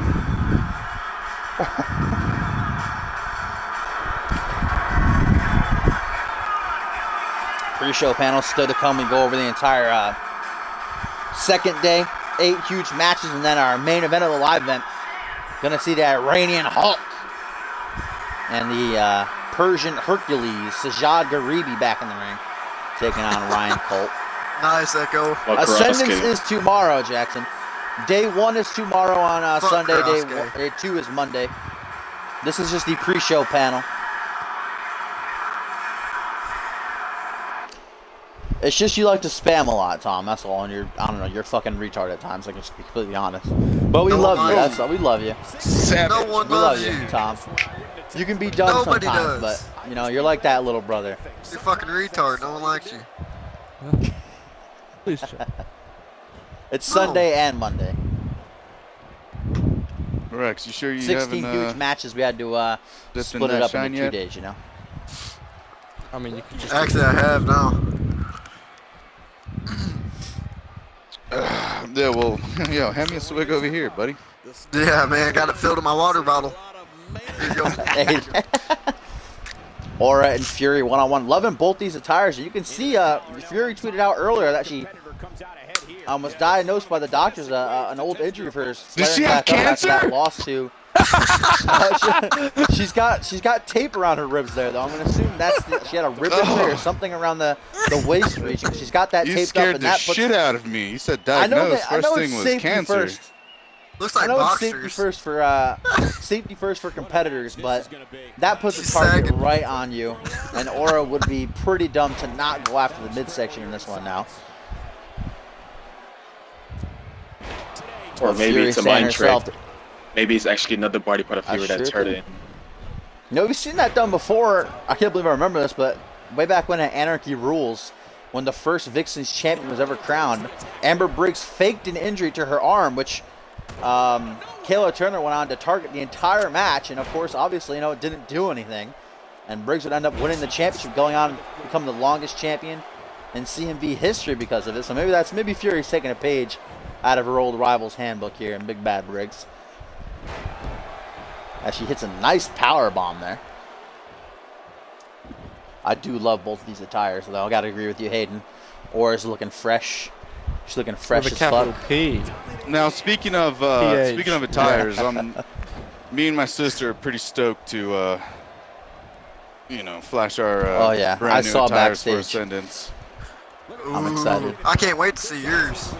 You I'm always got hoping the it does a It's- lot better than your last pay-per-view attire. It's literally a one-piece leotard that only covers my balls. Oh man. Man, And I wear a hat, Last time a you trucker did hat. what was it? Deadpool. You should do Darth Maul next. I know why there's a reason you really can't remember it, Batman. You struggled there. I mean, I don't know Didn't who see it Batman right on. is. I'm Rex Carter. Nickname Batman. Rex Batman Carter. That's what we call him around here. I'm Batman. Ooh, Fury, that seatbelt suplex. A devastating maneuver often used by Brett Angel. To devastating effect. Gonna take down Aura there in that one. Don't talk about Brett Angel. Oh, right to the eyes. I can't wait to is talk about that above, match. Aura is not above at all using dirty heel tactics, but I say Fury is not either. She'll do whatever she can, or whatever she has to, I should say, to win a match. I Well, bet they- she ain't But even Fury, injured. although Let's be honest. I don't Yeah. understand why Aura and Fury aren't best friends, because they both have the same attitude. They both go about matches the same way. They don't care. They don't care about anyone's feelings. They biggest trash talkers. I don't understand why they haven't made an alliance yet. well, I guess when you got two women with big egos like that, they're not going to fit in the same room together. Is what I'd say. They're not going to be able to rub up against each other. There's very just well, so much although I sexual wouldn't mind Well, I tension seeing in feel the them. ring like right now. I feel like big egos is perfect for rubbing up on each other, but that's just my Stunner opinion. out of nowhere. Flashing off a couple middle fingers to add insult to injury, middle of the ring, but Aura able to power out at the very last second. Fury can't believe it. That Stunner has put down the likes of your brother, Sushi, though it was Jade Your did have a brother? rope break. The ref didn't see it, but still. Your brother, Jade Divine. Hey, Yeah. listen, man. Keep that on the DL. I've seen it down there. I'm sure you No. have. Xander has, I should say. And he reported back to me. Yeah, Xander will get his ass beat. Oh yeah, Sushi, you're a big Xander fan. I heard Antarctica got released. How's Xander feeling about that? Antarctica didn't. Well, technically, Xander not too happy. I saw him crying earlier today. Oh, wait a minute! Going for slow Dragas. going for slaying the Dreamer there, I believe Aura or Fury was. But Aura counter. Now Aura sizing the Urban Warrior up, looking for that Osaka Street Cutter. Could be all over right here. Up over the shoulders. Delivers a stunner of her own. And Fury could be out of it. She's dead. Been dominating. Has the baddest bitch infusion in Genesis, but that last second counter, vital counter, could see Aura pull off the upset. No, Fury remaining resilient. Look at that anger. Damn. Yeah, if she That got hatred finished in with that, I Aura's was. eyes. That just then I have no words. I don't know. I mean, are we not predicting this match? I think Aura's gonna win. Nah, I promise you, Fury's. Nah, she's got this one. You need to have some Rex confidence. Carter's taking a lot of underdogs tonight. Tim LaFave is basically what you are right now. How am I Tim when I'm voting for the better fighter? Get out of here, guy. I mean, your sister. Ooh, off the top. But that set up Just suplex slam, because me and Tim wash each other's backs in the showers doesn't mean I'm just like him, okay? If my sister was wrestling, I'd vote for her. Or countering, slaying the Dreamer, though, has completely shifted the momentum in her favor. She's in dominant control right now. There you go, Fury. Irish whip sends Aura outside of the ring, going to give the Urban Warrior a chance to catch her breath, rest for a second as she takes the long way around. Good strategy here. CMV.com exclusive. Tim has a crush on Fury. Oh, Tim, I let him know. Oops. No, absolutely not. I'd rather kill myself. All right, Tim. I mean, you'd have no Big choice but time to kill yourself powerbomb. after you lose that title match. I mean, Damn, that's so exciting. Gotta have you on commentary more often. Get this hot fire. As Fury has just Offense, though. powerbombed Aura twice on the outside of the ring. The referee's at a count of 6 right now. I don't know if the Japanese Warrior's going to be able to get back to her feet here. 7. Showing that heart Damn. as she slides back Fucking into the power- ring. But power Fury's bomb. there waiting for her. Aura drops down behind. Nice neck breaker. Lateral press. Fury going to be able to get out of this one. Yes, she does. Aura getting closer and closer. She smells blood in the water. As Sushi hinted towards the beginning of the match, this is really a must-win situation for Aura after the big losses she's faced in the Vixen's Mini Rumble and the Queen of the Ring. I mean, Oh, if I didn't Aura hit loses- shit dashing. I basically said she's done if she doesn't win this. Nice If Aura- reversal fest ensuing here. If If Aura 1999. loses, I'll happily make sure that Sushi isn't the only raw meat she gets tonight. Whoa! But Nice, man. Nice, dude. High five, bro. I can't believe I shouted that. Snapmare I'm by probably Aura. upstairs. and he wasn't talking about the food either. Yes. A three-way. Listen, about like my good friends the Bromancers say, ain't gay if it's in a three-way, all right? Oh, wait a minute. A That's not second Fury. stunner literally out of nowhere from Fury. Caught Aura completely off guard. She could be stunned. Is she done for, though? Yes, she is. Fury gets the win. I think I'm Yeah, gonna have to I get don't off this see, commentary I don't see table. Aura I'll coming pass back it over after to this. Terry Sherman now. Injury and all. Don't mention Terry Fury Sherman. remaining resilient. Great match here The on the authority. pre-show. But Aura once again losing a big match as Fury looks to get back to the top. I'll settle down with those exaggerations. How big could the match be at least on the pre-show? I mean, it's the pre-show to Ascendance, though. Even the pre-show for Ascendance is a pretty big opportunity. Yeah, That just shows how Star stacked Vixen. the Listen, Ascendance card is. Mr. Extravagant, you're fucking. The pre-show is bigger than any other fusion or Genesis. So, come on, guy, stop hating because you're not even on the Which, pre-show. yeah, I don't know I if you'll think- give him permission to talk to me, but if you're gonna talk He to me, don't you need to show wrestle. some respect. I think this just shows how stacked the Ascendance card is when you have a former two-time Vixen's champion on the pre-show. When you have matches like this, yes, well put, well put. Big win for Fury. She's a fighter to the end.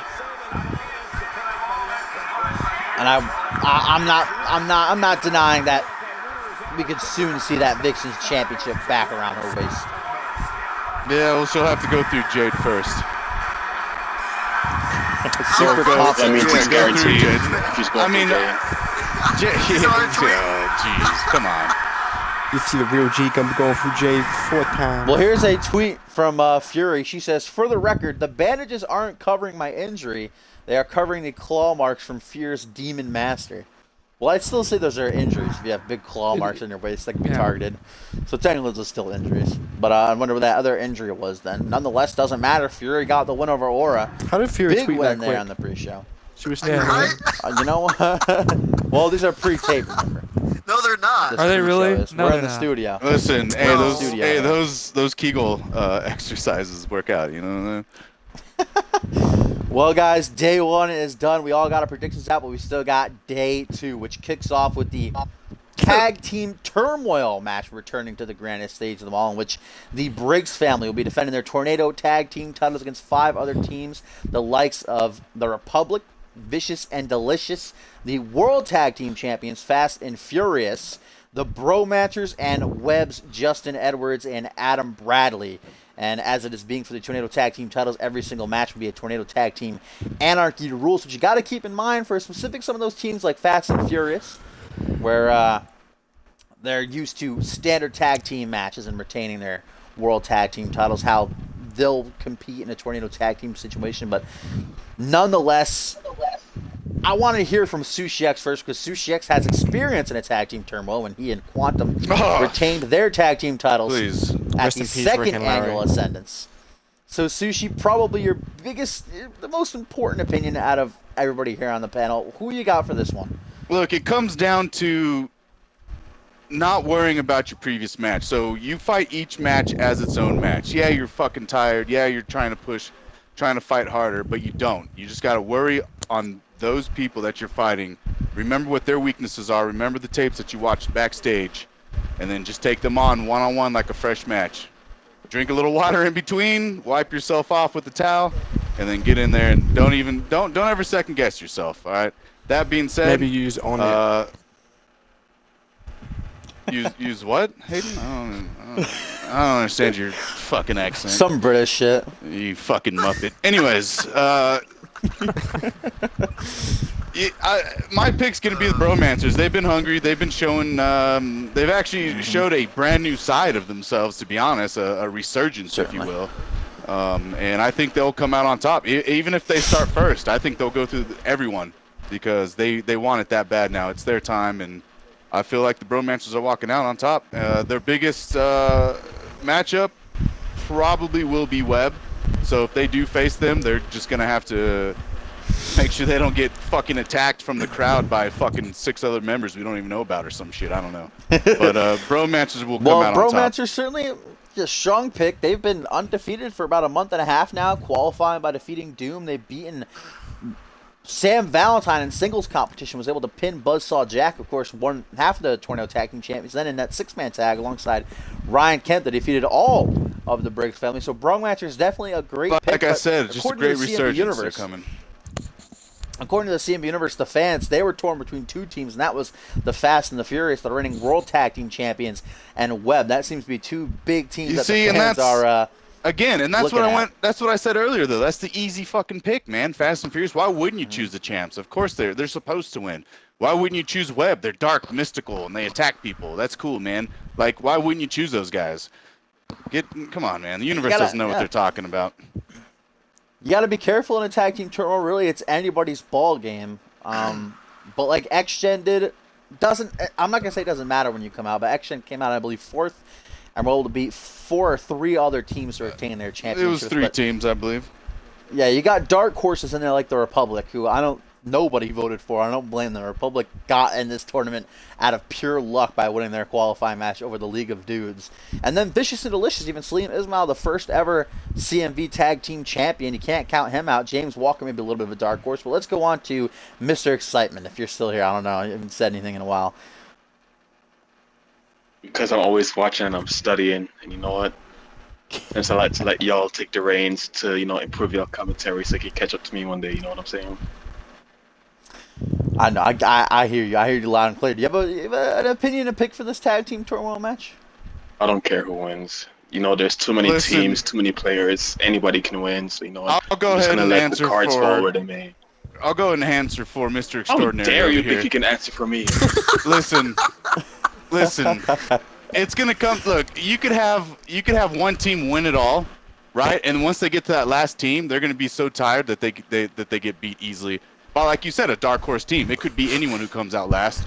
It could be Fast and Furious beating everyone because they're tag champs and that's how good they are. And then once they come out, then it could be Vicious and Delicious as their last team, and they're so tired that they lose. Good point. Well, I guess let's get Mr. Excitement not wanting to give an opinion. I understand. Like I said, it's anybody's ball game. You don't want to put a pick down and look stupid afterwards. But let's get My let's word get means Hayden. too What you much got for me this to one? give an You opinion see- on a match where so much can happen. I'm not gonna pick, and I'm gonna explain why. You see, back I believe episode 12 was it episode 12 when Heaven or Hell were the tag team champions. I got into a Around debate. Elimination I Chamber got into a WrestleMania. debate with them. And I said that the tag team titles mean nothing. You hold half a belt, and so I don't really care about this match, much like Mr. Excitement. So I'm actually explaining why though.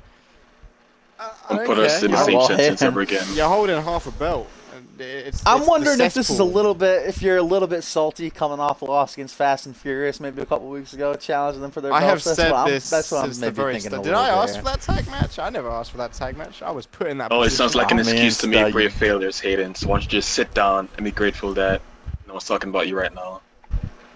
Look, hey, I that's have just no a perfect failures. example of Hayden and Quantum. Hayden used to be X-Gen. That's the B team.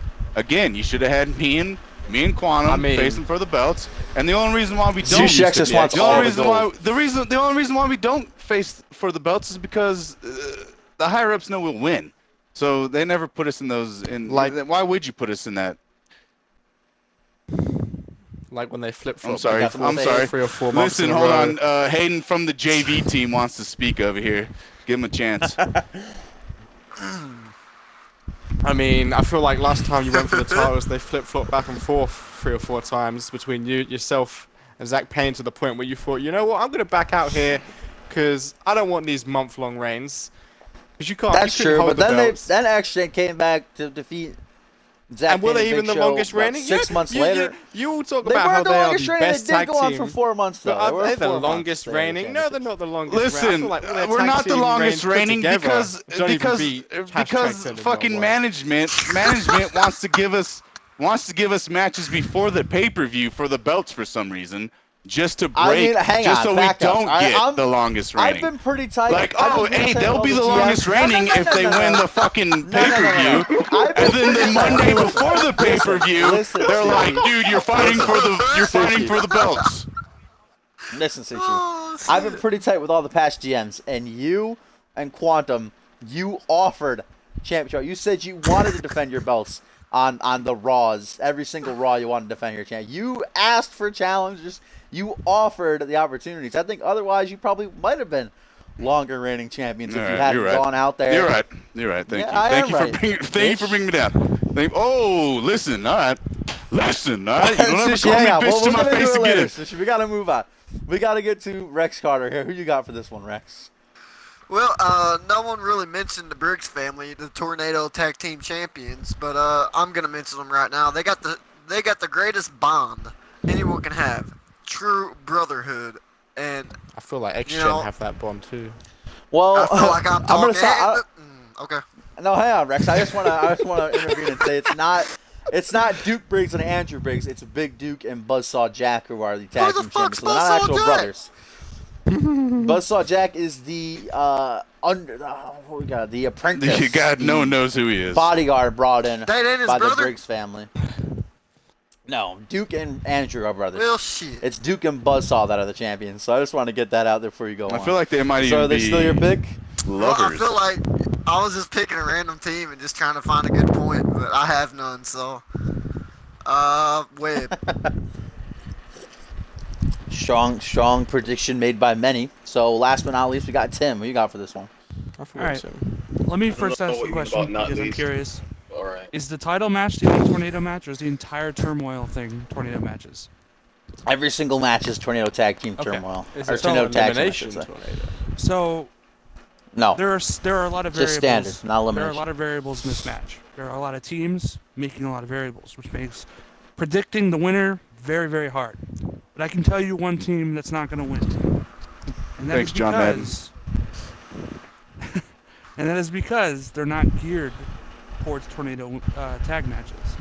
We have seen, and this. Don't get me wrong. I have all the respect in the world for this team, but I feel like they are not built for this kind of competition, and that is Fast and Furious.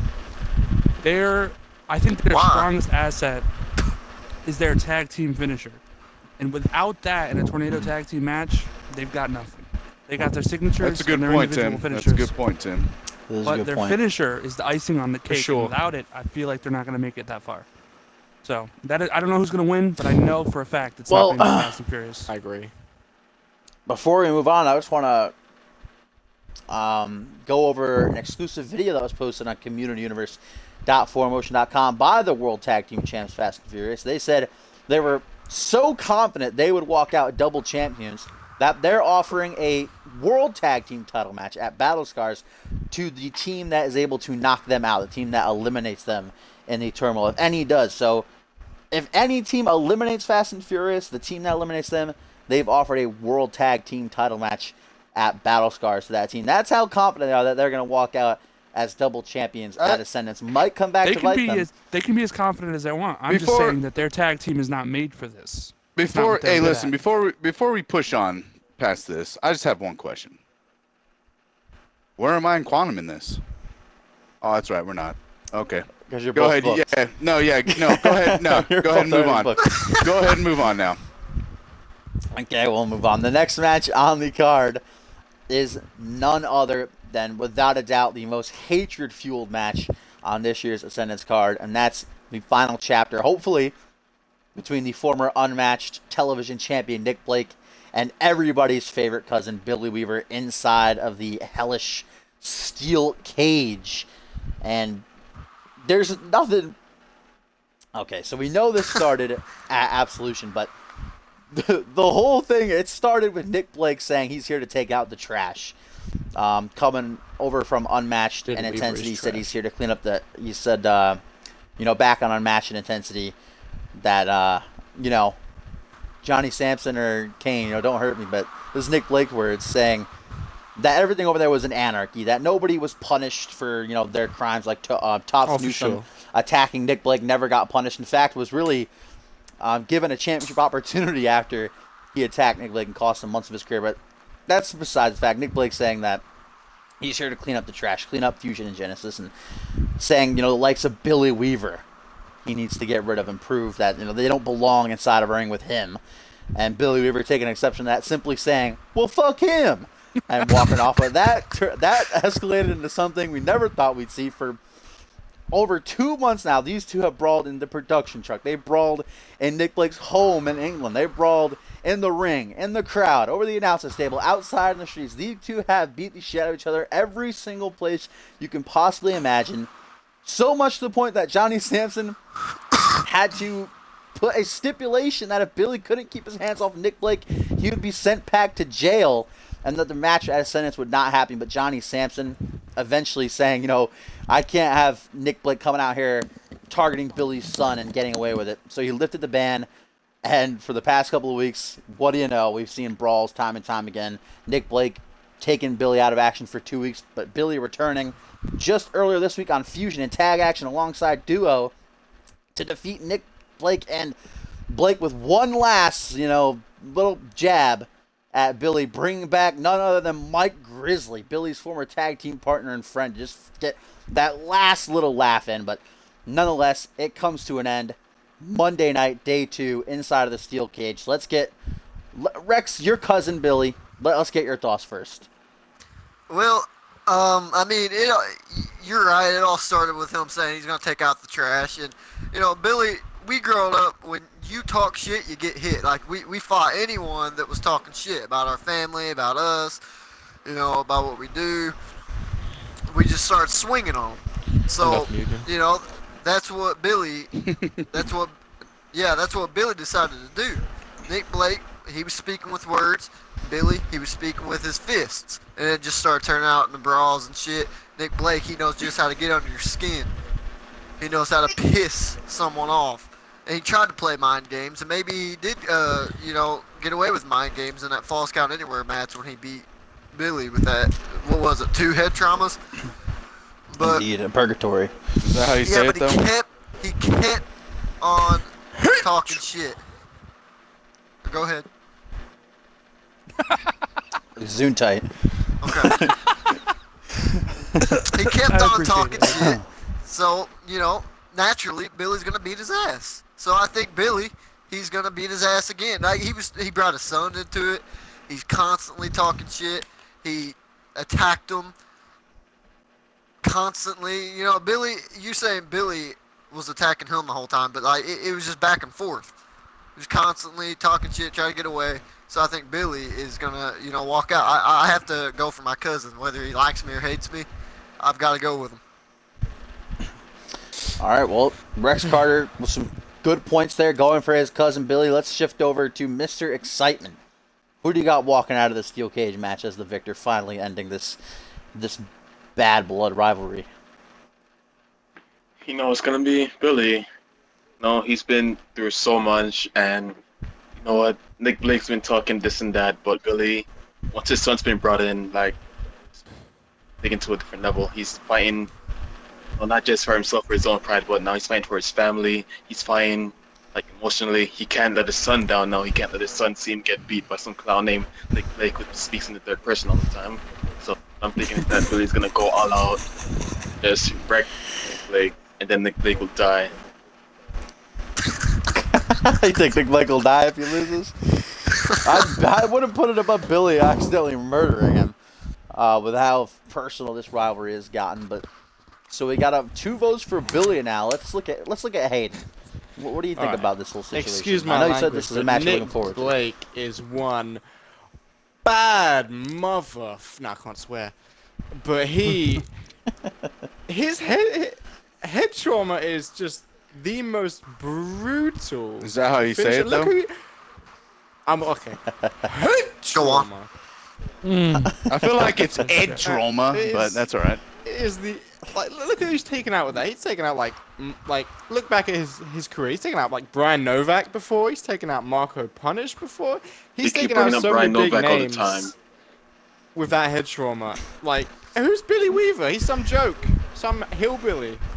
Ooh. Hey, I mean, that's a former 2-time light heavyweight champion, buddy.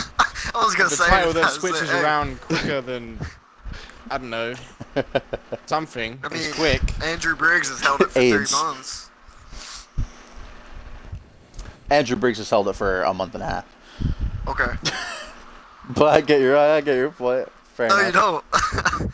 So I see you're going for Nick Blake, I'm Hayden. going So for let's Nick get Blake, let's get 100%. let's get for sure. Tim He's, LaFave fucking he's the inside. nicest guy in the Pussy. world. Shut the fuck up. Tim LaFave, Okay. give us your insight on this one. So, people who said it that Billy Dashing, you said Billy was a 2-time light heavyweight champion. Well, I'll take you back, tell you that Nick Blake is a 2-time former Two-time TV television. champion. Yeah. So, with that, and nothing about this feud, I feel matters as much as the in-ring capabilities and the past that can be told from both these competitors. I don't know how many matches Billy's been in a steel cage, but I feel like Blake has won a championship in one back in Unmatched. And I think that alone puts him in a better standing. I don't know if it means he's going to win. I don't know if it means Billy's going to win. But I know that it puts him in a better spot. And I think that the past predicts the future. And with that, I feel like Nick Blake has a better shot. But, Well, I can say that it will be Billy Weaver's first time ever stepping foot inside of a steel cage, at least in his CMV career. So that's a good point that Nick That's Blake pretty has bad. experience, and he's won before inside of a steel cage match. mhm. So now we got 2 for Billy, 2 for Nick. So Sushi X, I guess you're going to be our tiebreaker here. You got Yeah, this one. I mean, first things first. Tim, your mom would be fucking disgusted if you continue to talk with your mouth full. All right, that disgusted me. I know your mom. She's gonna be pissed. Bitch. All right. I have Second. sprees in my mouth. If you don't like it, suck my Second. dick. Second, all right, that's No more second. good guy That's not nice guy Tim. All right, pants are on now. Yeah. So No, we're brothers. There's a Um, difference. I don't have to be nice to hey, you. listen. That being said, all right, I'm gonna have to actually agree with Mr. Marvelous over here and say that cousin Billy's gonna win easily. When you pay money to fly to someone's house to beat their ass in their own house in a different country, yeah, dude, that's some kind of you're dedicated. So I feel like Billy's coming out on top on this one. Yeah, I feel like drive comes into it as well. You know, that's fair. You got the Really drive. driving, yeah, really driving the point home. Billy, I don't even think he paid. I'm pretty sure he snuck. He was exported. He hung onto the wheel like of the smuggled. plane. Yeah, hijacked that plane. Yeah. He definitely didn't pay though. Yeah, we both he got robbed the there plane. some other way. Wore those fucking old train So- bandit masks and just like, give me your money. With fucking A revolver. lot of good is- points made. Oh, go on, Hayden. What does Nick Blake have to lose today? He's pretty much brain dead. He's going to be going all out. Look at the way he talks. Unstoppable. He's pretty much brain dead. He's got nothing to lose here. He's not going to care what throws at him. Hopefully it's not a Well, wrench. inside of a steel cage, it's more like what you're going to be thrown into, as in the past. Yeah. That was a good one. I'm proud of myself. for that. Ah, Yeah, that's But, pretty good. Anything can happen in a steel cage. You can win by escape a pinfall submission. We've seen it in the past, and it's a ruthless matchup, and especially with these two put inside of it, it's going to be something to see. It's going to be a brawl. It's going to be a war. That's Monday. But the next match down the card, we've got the dream match you never knew you wanted to see, but you're lucky that you're getting to witness. Two men whose names are synonymous with CMV. Two men's careers have just been And unmatched. parallel. It's You've got the three-time unmatched world champion and former television champion, former unmatched Royal Rumble winner, Brett Angel, against a man who also competed in Unmatched, a former Unmatched NXT champion Two-time. back in the good old days. Two-time. I always get him and Ryan Cat mixed up for some reason. Two-time champion, Unmatched world champion. Debuted, as we touched on earlier, on Fusion and Genesis at the second annual Ascendance, attacked Bison backstage, took his place against Zach Payne, ended up losing, but still, what an impact to make. Would go on to win the Undisputed World Heavyweight Championship inside Elimination Chamber, was cashed in on by Ryan Kent, won it back at Survivor Series, would go on to become the longest reigning Undisputed World Champion of all time, and also become World Champion again once he beat Hayden at the beginning of Season 3 here. These two men are living legends, and to me, they got so much left in the tank. Brett Angel versus Justin Sane. It's something you simply cannot miss. So let's look at Hayden first, who knows Justin Sane probably better than anybody else here. I just want to add that I beat Justin Sane. The only one. I mean, I'm so have I. Yes, I've beaten Justin Sane. just adding I'll that. get I'm to just it. adding that. Hold on. No, I'm Hold just on. adding that. That's all I'm saying, man. Alright. That's all I'm saying. All right, Hayden, go on. All right. Let's break this down here. Looking at the facts, I know Justin Sane well. I don't know Brett Angel too well. Never been in the ring with the guy. I hear he's nice. I hear he's the nicest guy in the world. But me and Justin Sane go back, and I've said recently, you know, we've had rivalries, but I've said recently, I'm on good terms with him now. He's got a lot of ability going into this match, but you gotta look at where they came from. Brett Angel's a 3-time, and yeah, it's the kiddie league, but that influences where you get to.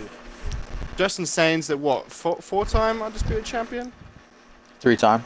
They're both Three-time, 3-time. Sorry. And he came from the same place as Angel. But I feel like overall his win percentage is worse than Angel's. I feel like Angel, when he gets the title, when he wants it, he keeps it. I think his longest reign was longer than Sane. I don't know. I don't know the Kid League too well.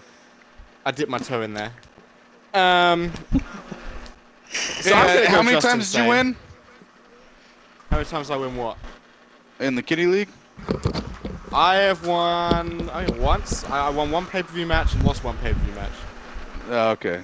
Oh wait, no. Actually, I was in that King of the Ring. Not as bad as Good, Borton's record. good to see great talent get wasted in a show that no one gives a fuck about. Hayden. Damn. For sure, 100%. All right, Sushi. We'll get to you, Sushi. Shut the fuck up. Hey, go on. Damn.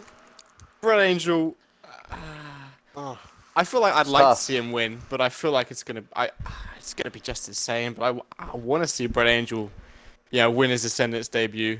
But I feel like it's gonna be just insane. It's a close one. It's tough. It's a tough one to call. It is indeed. It's truly. Do it for I'm thinking Rosemary. It's really a guessing game. You can't. You can't just, like I said, their careers are parallel to each other. It's just impossible to go with statistics or I mean, the past. Brett It's Angel just beat so Kane. close. Just insane didn't. There you go. That's my only one up. Okay. All right, fair enough. Let's go to someone who I think is going to have some great insight on this, and that's none other than Mr. Excitement. Give us your opinion on this match. Here we go. Alright, so look, this is basically it. We all know the story of Brett Angel. His wife died, blah, blah, blah. How sad, right? Look, he had his run in NXT, as Tatum would say, the kiddie leagues. And that's the point. Brett Angel has been down there at NXT for years now, while Justin Sane has jumped up to the big leagues and has been dominant. I don't think there's any debate about that. Justin Sane is probably the most dominant wrestler on... Is it not Raw anymore? I'm going to call it Raw because I'm Mr. Excitement. Or go on. The fact of the matter is that Angel hasn't been able to accomplish this. Well, Satan has won big matches time after time, won every time wrestling, and just Is your mic cutting off? Is that just me? Or is it cutting off for everybody else? That's me too. I hear everything he's saying. I can't hear anything. I'm speaking I on heard his him say he truth, so the loves man's CCX. trying to cut me off right now, so I'm not even going to continue The my man assessment of this. is trying to cut off Mr. Fucking I Extravagant really over here. want to hear Mr. Excitement's commentary on this, but I can't. Your mic keeps cutting in and out. Please go on. No, I'll come back later. I get this sorted out with All right, people we'll in get my you. back. We'll get you. Yeah, we'll get. All right, let's get Tim's insight on this one. A man who has formerly beaten Justin Sane, never stepped in the ring against Brett Angel, but I'm sure you know a lot about him. Let's hear from Tim. All right. So, since they both got here, they've both suffered tough losses. One from Sushi X, the other from Ryan Colt. But I don't think that matters because Oh, it their matters. goal is on each other, and they're gonna focus on that match as hard. They're both incredible competitors. I've seen Brett Angel on Unmatched in multiple matches. He's just one hell of a competitor. I can't take that away from him. But on the same level, Justin Sane is the man who never stays down. I swear. Like, you can hit him with, with the exception I of kept Sushi. him down 4 But times. Justin Sane, shut up. He's hard to put down, is what I'm trying to say. And I think this match is going to be a match of resiliency. And there are going to be lots of finishers. There are going to be lots of false finishes. And so, I don't know. I can't. It's a tough call. It really is.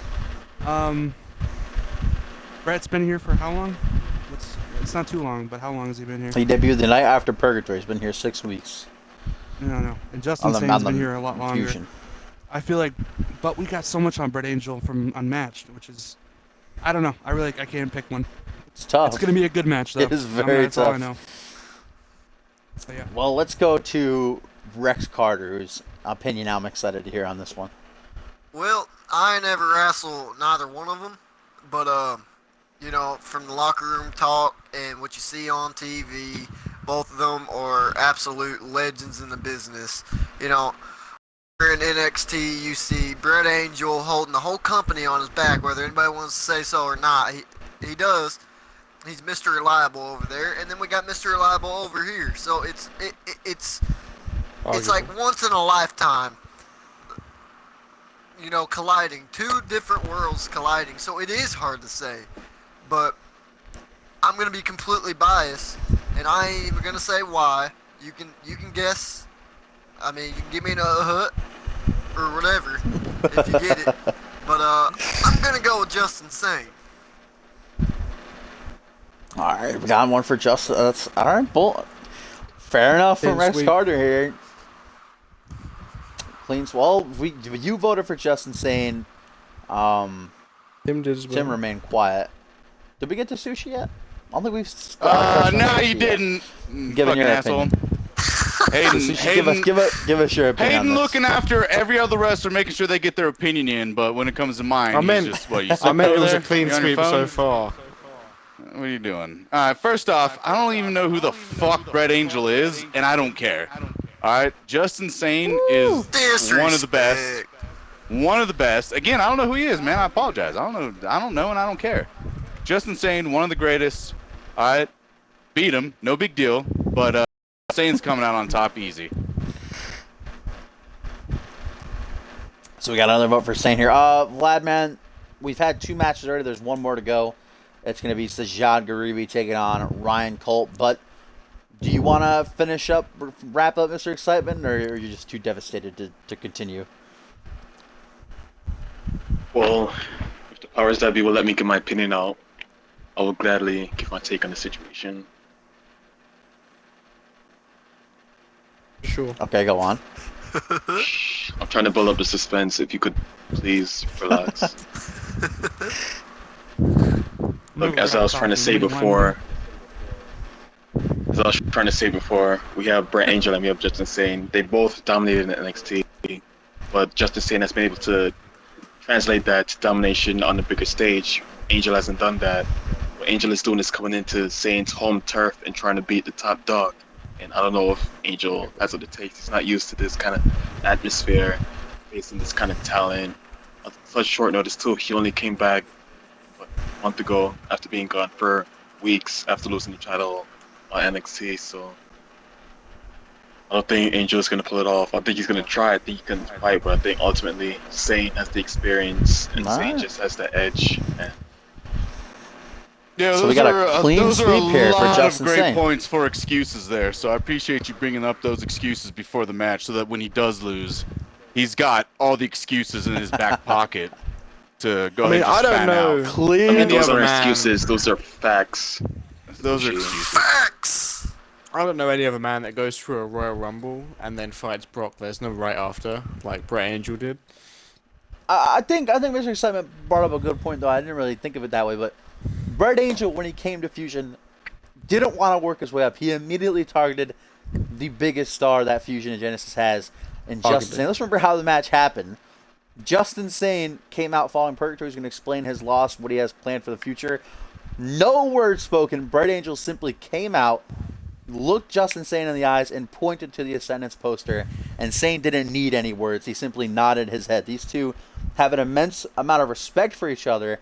But it seems here on the pre-show panel, we got a clean sweep for Justin Sane. And the CMV universe certainly thought. We had a few Brett Angel votes in there, but a lot of people seem very confident it's going to be the unpredictable one, pulling off yet another big victory on the grandest stage of them all. Hang on a second. Guys, Has Sane won at Ascendance? See, that he was a good point, hasn't, too. He but has not. apparently he has under the name Vega Riley, but he hasn't Ah, that's actually true. won at Ascendance. The first annual Ascendance, he did compete under a different name. Yo, He I mean, won first some off, major. come on, guy. Anyone can come out from behind the fucking Titantron and point at a sign. Hey, man, look at there's a sign there. That's cool, dude. Cool, man. Now you get a match. Now you get a match with Justin Sane. Cool, man. If it was that easy, I would be pointing at signs every goddamn week. But then he would lose the big match, like how he lost like 10 title matches Yeah, and before Justin finally Sane- scraping by to win the title. So Justin Sane's not necessarily going to accept. I think he'd only accept against a man the caliber of I mean, Brett I'm pretty Angel sure. for a match this I'm big. pretty sure he would accept against me, the dude that beat him. No big deal. Yeah, I'm 1-0 against him. Every dog so has its day. that would've been a Guys, great the Sometimes you have to let dream the match fluke you wins never go, knew you though. wanted. The Sushi dream X match you never versus knew you Justin wanted. Sane. That's the But you dream are match lucky you never that knew you you're wanted. getting to see live on the fourth No one even annual knows who Ascendance Brett debut. Angel is. That is on Monday. But as we continue on down the card, Everyone else that's is. 3, 4, 5, 6, 7. We have Bison Undertaker next. Shh. Thank you. I'll have to pull up the card. Oh, My no. shit memory. It is the clash of beasts as Shh, Bison's Undertaker winning. looks to avenge his past Ascendance losses against Sunshine at Ascendance 3 and Ascendance 2. Returning at the top of this month. Again, no word spoken. something I have never seen before. The Barbarian cowering in fear at the sight of the dead man when he first appeared. The lights went out. Undertaker did his thing, challenged Bison to an Ascendance match. Bison accepted, and Undertaker putting the final, emphatic message sent towards Bison with a choke slam to him earlier this week on Monday Night Fusion. But Bison has really amped his game up since Undertaker returned. He's racked up multiple wins this past month, just recently over Headhunter on this past Genesis of all people. But it's the Barbarian against the Dead Man. Do you guys think the Undertaker's going to bounce back, maybe start a new streak, or is Bison going to finally put down the Dead Man once and for all? Let's start with you, Hayden. What do you got? Ever. I don't need to explain nothing. Bison's got this. Move on. Up next. All right, Hayden's just no. Bison's walking away with the victory. Sushi, what do you got? You're being quiet over there. You haven't said anything. Listen, Bison, if anyone knows anything about Bison, it's this guy, because I debuted against him. And, I mean, apart from having dislocated both my shoulders, 5 broken ribs, and a broken cocculi, this guy's a fucking monster, dude, alright?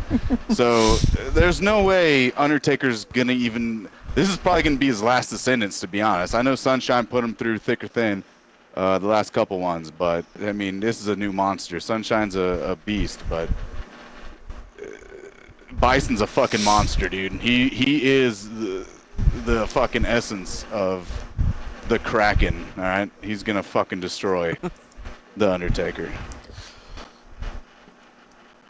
I mean, Sushi X just drive it at home perfectly for the majority of the CMV universe who voted for Bison to win this one. I mean, can we just say, Tim, Rex, do you agree it's Bison walking out with the victory?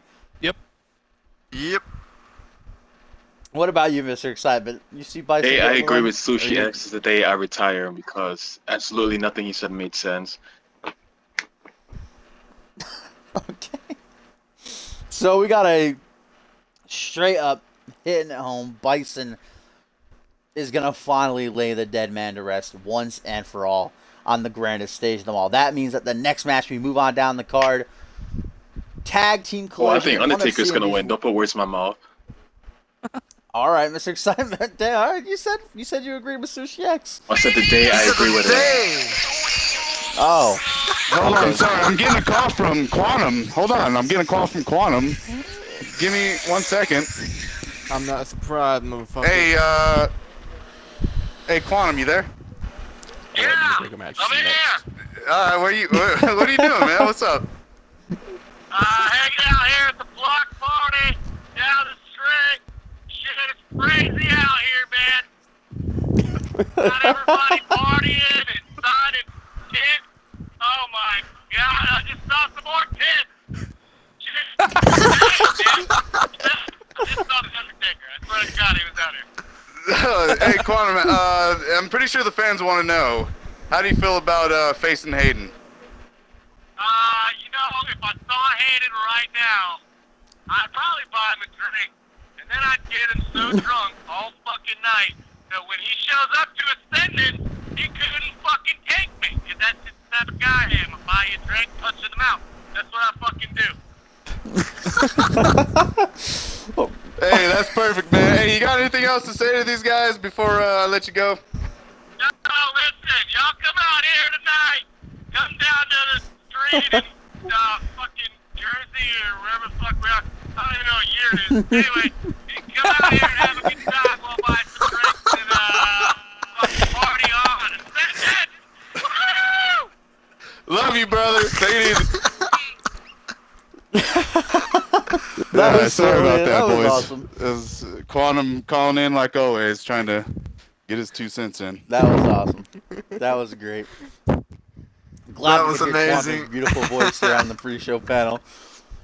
But Mr. Excitement shit. sliding in the Undertaker vote, though, against Bison, surprisingly, going against the win all night long Hey, tonight. what do you mean Mr. Excitement. Okay. your mic is cutting out again. All right, let's move on. Let's move on. Up next, day 2 of Ascendance. It is tag team action.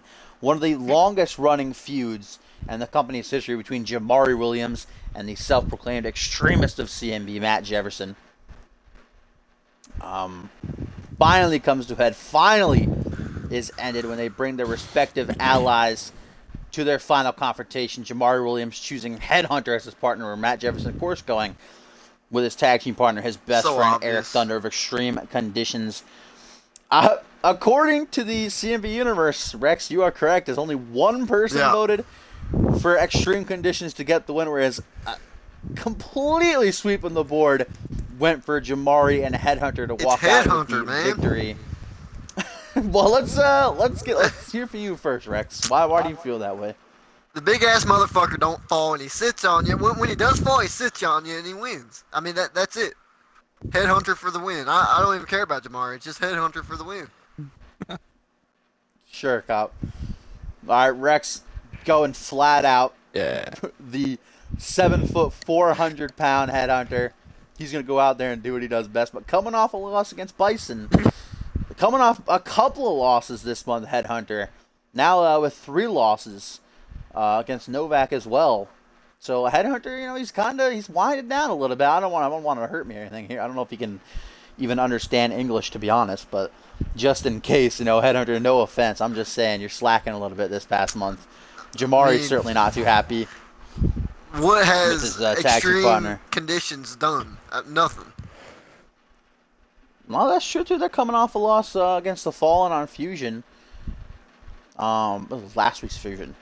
Nonetheless, though, Rex Carter going with Headhunter and Jamari Williams. What about you, Sushi? Who you got for this one? Yeah, who's Extreme Conditions again? Who's in Matt that? Jefferson and Eric Thunder. Ah, Jefferson. That's right. All right. Well, Jefferson's a good guy, obviously. I liked his matches with Duo Maxwell, even though he got destroyed all the time. But that being said, Well, a former ally of yours in the Rebellion. Jesus Christ, yeah, you'd think I would remember that, but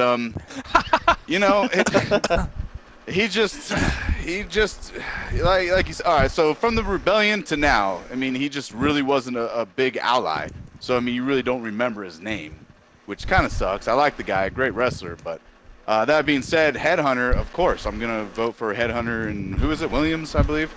Jamari Williams, former international champion. Jamari Williams isn't even going to be he's not even going to matter during the match, to be honest. Headhunter's going to take them all. That being said, I want to fight Headhunter, so whenever that happens. Soon. We'll make that happen. But so you're hoping he's at his best. Headhunter Williams for the win. Williams isn't going to be a fucking factor in the match. All right, what about you, Mr. Excitement? Who you got for this one? Look, I can see all the hype. I can see all the hype behind Headhunter. Pardon me. I can see all the. Jesus, dude, is that? Yo, hey. You okay? Yo, someone give him the fucking Heimlich, dude. He's choking. Drink some moonshine. I passed him some Mountain Dew. Mountain Dew moonshine. Are you okay now? Are you alive? Alright, Randy Orton tweeted something funny and it cracked me up. Well, look, No way. I can see all the. You can see all the hype behind Headhunter. But the way I'm thinking is that all good things have to come to an end. As Dashing was saying, he's been kind of slowing down a bit, and I think here at Ascension is where his momentum comes to a screeching halt, and that will allow the chance to take over and then steal a victory. I'm not saying they deserve to win. I'm not saying they're the better team, but I think that Headhunter, he's just not going to be able to get the job done on the big stage, carrying that away like Jamari Williams. It's a good I like point. that. I like Headhunter. what Mr. Fantastic said. He is carrying dead weight. And although, yes, Headhunter's been slowing down a little bit, you gotta back up and look at the grand scheme of things. It is 3 losses in 8 months. To be fair, that is still extremely impressive, but great points by Mr. Excitement. I also gotta mention the fact that 3 losses in a row, though. Jamari Williams has past experience in tag team action. Headhunter has none, whereas Extreme Conditions have competed around the world together. Former tag team champions in other companies. They've been best friends since they were kids. So you got to give the probably tag team aspect Where of exactly matches in their favor. did they wrestle? Dashing. I mean, you can check that out. Oh. I believe Matt Jefferson has a bio up on communityuniverse.4motion.com. So if you're a member, you can check that out right there. Sushi Perfect. bitch. I'll check. God damn it! I Damn. told me bitch to my face. So what Fucking about Dashing. you, Tim? Hey, that's your second Who you one, got? man. You get no more. Tim, who you got? Sorry. Let's see here. Yeah, I think Headhunter's gonna be doing a lot of the carrying. As for extreme conditions, that's it, right? I can't remember the name. Conditionings. Yes. I don't know. Extreme conditioner. My dandruff is cut. Anyways, Your I just don't dandruff. think I don't think they've shown enough that they are gonna do anything against Headhunter. I think if extreme conditions had 3 people, Headhunter would sit on all of them at once, and there really be no contest. Damn. So, yeah, I'm going with Headhunter and Jamari for this one. Less of Jamari, more of Headhunter. And not to cut Tim off, but I like how he put that. It's going to be Extreme Condition versus Headhunter. Jamari Williams is just there to fucking root him on or fucking pat his fucking Well, you gotta sweat give on Jamari his credit. back or something. You got to get Jamari credit. He was tasked with finding a partner, and he went and found the greatest partner. And why he could wouldn't you? possibly Yeah, ever get why off of wouldn't the you? roster. Exactly. I think Headhunter thinks it's a last singles but not match, though. least. I don't think he understood what Jamari asked him. He's just like, oh, okay. He probably didn't. I'll do it alone. You also gotta look at mean- the fact that Headhunter, I said earlier, he's not tag team experienced. He's had 2 tag team matches in his CMV career. One was just on Last Genesis where he and Jamari beat the Unholy Alliance, and one was a while ago with Johnny Vegas. I'm pretty sure he won it. So in tag team action, even Headhunter is pretty unstoppable. So you got to remember that too. As Well, we let's- head into our last. Let me be unbiased for just a second. Headhunter hasn't faced Duo, which is probably would have been the greatest match ever. 2 big men, so maybe we'll see that in the future. I'm just saying. Cyborg, but alright. Oh yeah, where's Cyborg been? Hibernating in his fucking mountain on top of fucking Pluto or something? Oh, I No, broke Lewis. he can neither confirm nor deny. Mr. Extravagant, you have nothing to say about where Cyborg is? I mean, the fans sensitive wanted about him. Pluto. I even asked Pluto was for messed him, up. Mr. Magnificent. I even asked for him to come down and help us. All right, and Cyborg was nowhere to be fucking seen. You want to know why? Because he's a fucking bitch. All right, I said it. I get so worked about this. This is about Headhunter. No, it's about you. Yeah, No, okay, you we're made getting it way about. off topic. No, We're you so made it about selfish, Cyborg. Sushi X. You made it about All right, Cyborg. we'll get into Calm into down. Cyborg later. Let's get Listen. to Hayden, our last panel guest here, and get his prediction real quick. I mean, 8 months unbeaten, 3 losses in a row. You're losing your, Headhunter's gonna win. You Still, going I with reckon, extreme but conditions? I don't know. Nah, Headhunter may lose his ability a little bit, but he's still what 800 pounds more than both of them put together. He's like a fat marshmallow. He's gonna. I don't suck think he in can all be their 800 pounds if he's only 400 pounds. whatever. He's But I gonna. get your point. He's gonna suck in all their blows and just belly flop them. So, all right. I think Headhunter likes Jamari sucking Williams and Headhunter and certainly blowing. Oh, throughout for sure, the entire 100%. CMV He's the nicest universe. guy in the world. Yeah, he hangs out with the bromances a lot. Seems like in the mind of the CMV universe, that is just going to be a pure squash match. I guess we'll find out. Jamar Williams and Headhunter take on Extreme Conditions Ascendance Day 2. Moving down the card. CMV versus UFC. As Johnny Sampson, when he first came to CMV, wanted to make Ascendance the greatest, not just Ascendance Fusion and Genesis, but Ascendance especially. Not only the greatest Ascendance ever, but the greatest CMV show ever. And he thought it needs a host. Who better than the UFC featherweight champion of the world, the notorious The world. Conor McGregor. But Conor coming in, saying he's not content with just being the host. He wants to prove what a sham this sport is. What a sham what we do is. That it's nothing compared to his trials and tribulations, what he does inside of the octagon. And Ziegler, although it wasn't mainly, at first his intention, it was mainly to, yell at Johnny Sampson, but Conor McGregor was there in the ring. Ziegler eventually, switching focus to him, saying, what you do is a walk in the park. Fighting 3 times a year. Oh, you're a big hot shot, huh? I'm on the road 300 days a year, working my ass off. You say this isn't real. I'm going to show you how real it is. And Conor McGregor saying, let's do it. Let's get in the ring at Ascendance. Me and you, one-on-one.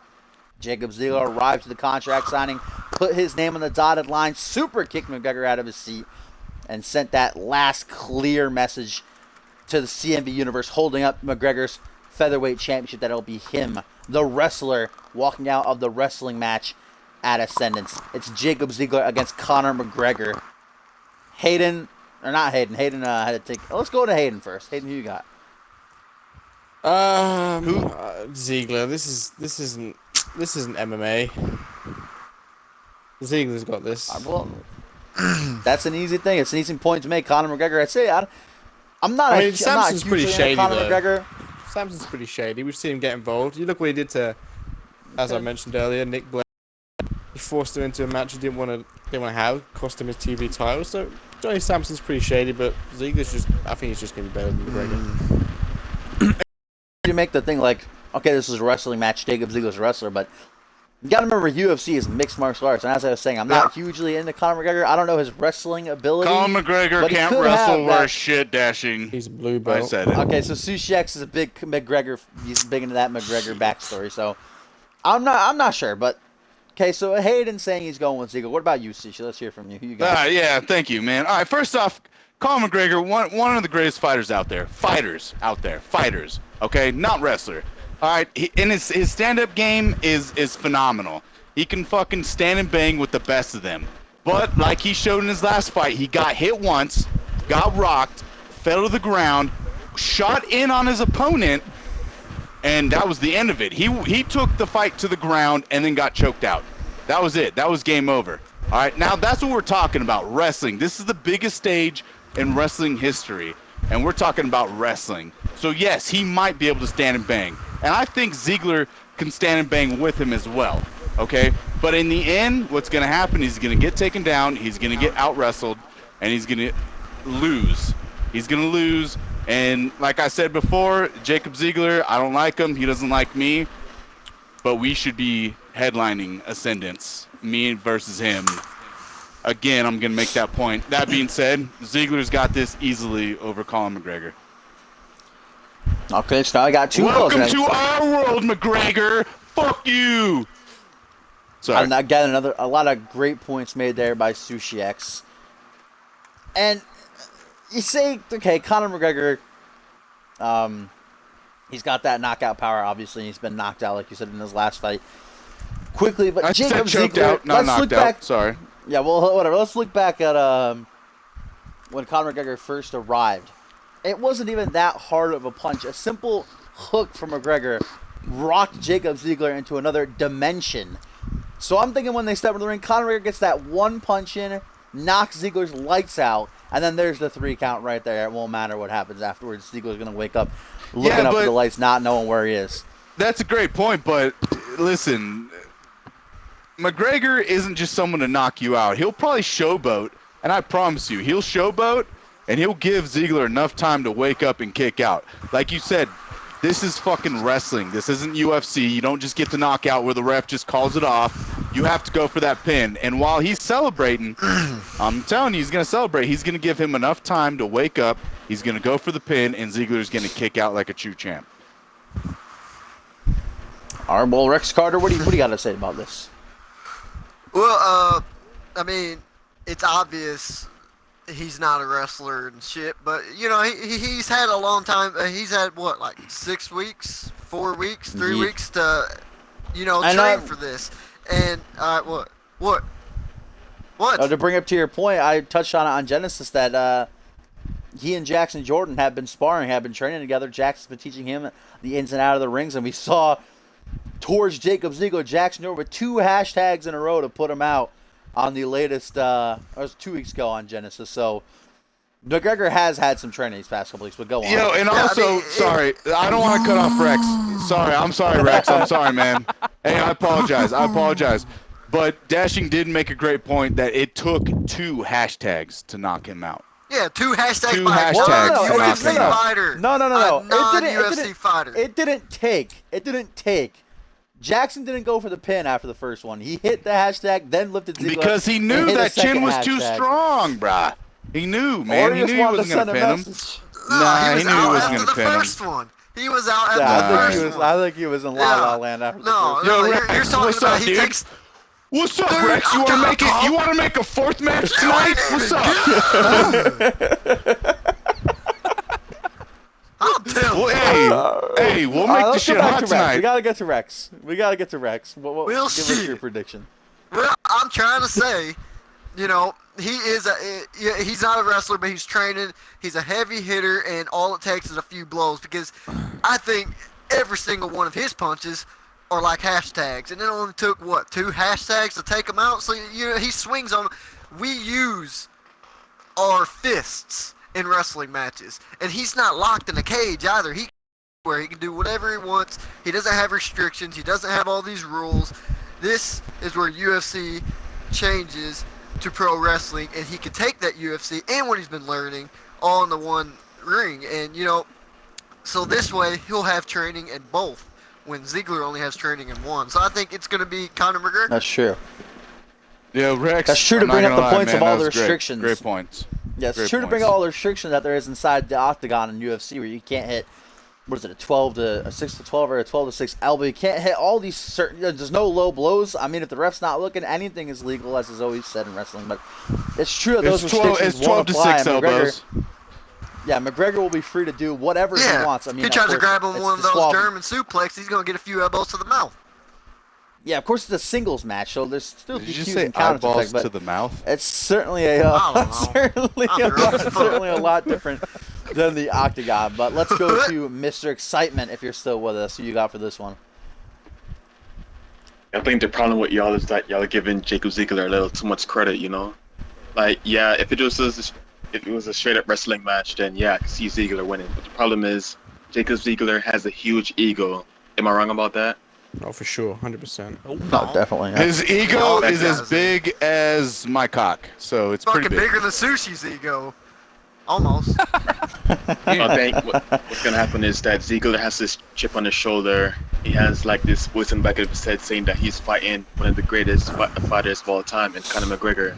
So what I think the issue is gonna be is that Ziegler's trying to beat McGregor at his game, trying to fight him, with his fist, not gonna try to out wrestle him. I think that's where McGregor is gonna Good point. outshine him.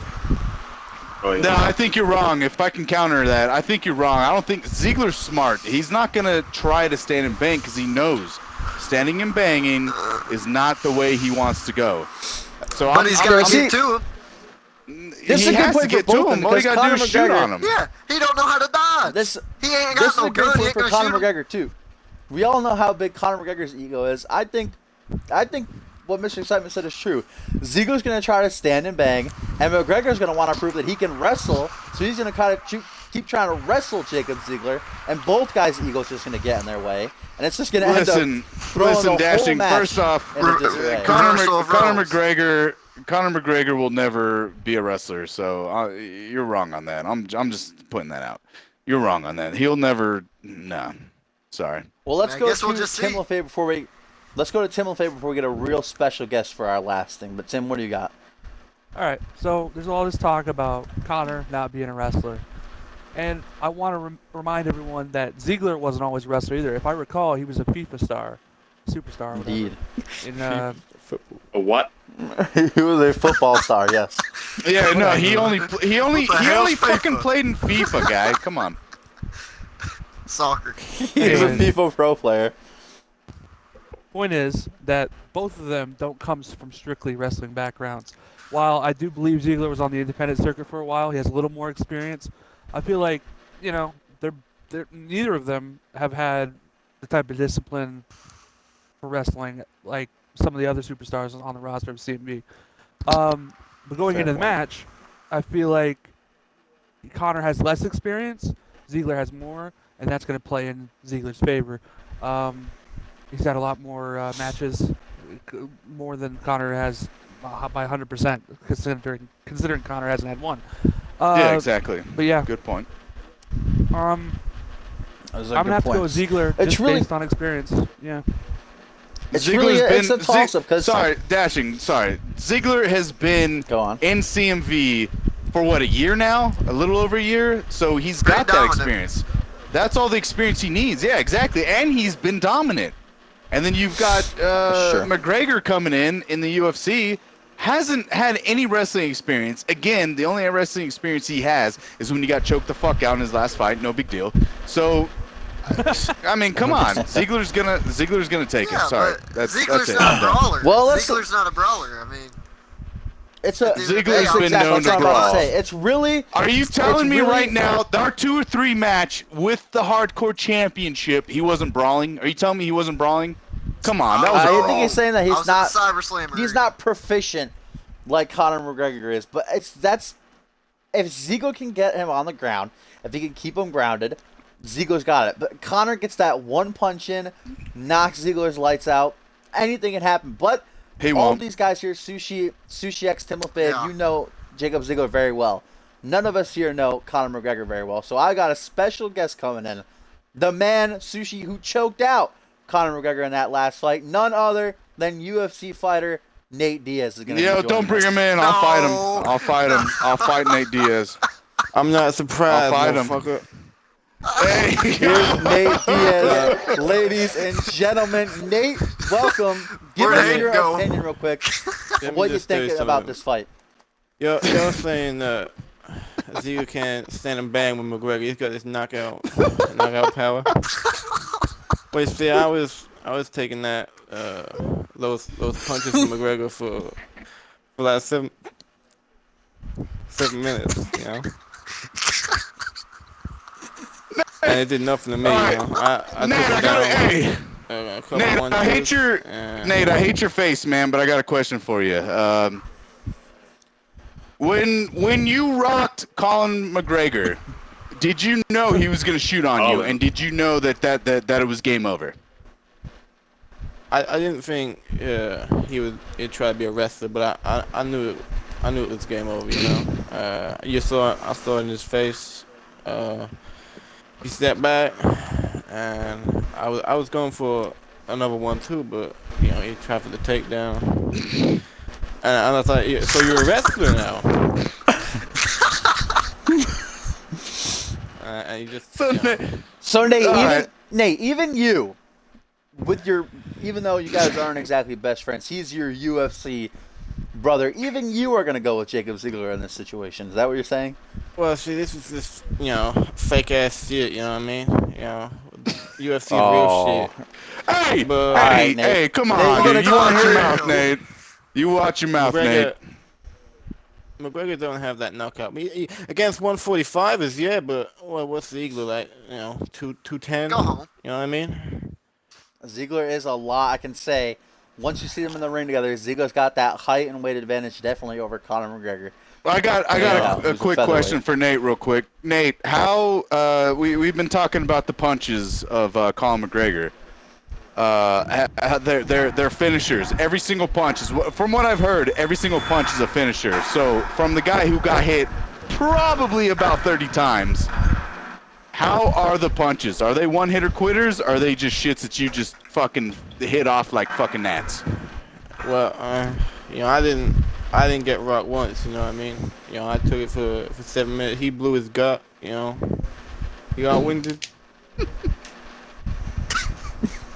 Well, Nate, I gotta say it was a He's pleasure a having Gracie you here. Jiu-Jitsu. 209, It was a motherfucker. pleasure hearing from you. Thank you so much for coming in and Hey, giving why us do you your sound like insight. Terry Sherman? Nate Diaz, Where's it's a Hank? pleasure having you, man.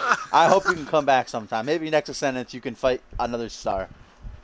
Have a good Fake one. ass shit, you know what I mean? All right, guys, that was Nate Diaz joining us. What a surprise. Great insight from him. But was the before we get greatest to the shit co-main ever. event, we've Did got I miss Nate Diaz? Did I miss Nate? CMV versus UFC, guys. Jacob Ziggler versus Conor McGregor. Before we get to the co-main event and main event, it's Listen, time Aiden, for I our told you not to go last- take a shit, man. I told you there was a special fucking guest. Yeah, you missed it. You dude. missed out, man. It was It was good. Nate Diaz. It was great. Before we get to the final two matches, time for our final live event, Ascendance Week exclusive match in which the towering Sajad Garibi returns, the second match ever, coming off that dominant victory over Gabriel Glamour. And of course, in his corner, none other than Master Fusion! Gonna be escorting him to the ring. What is that sound?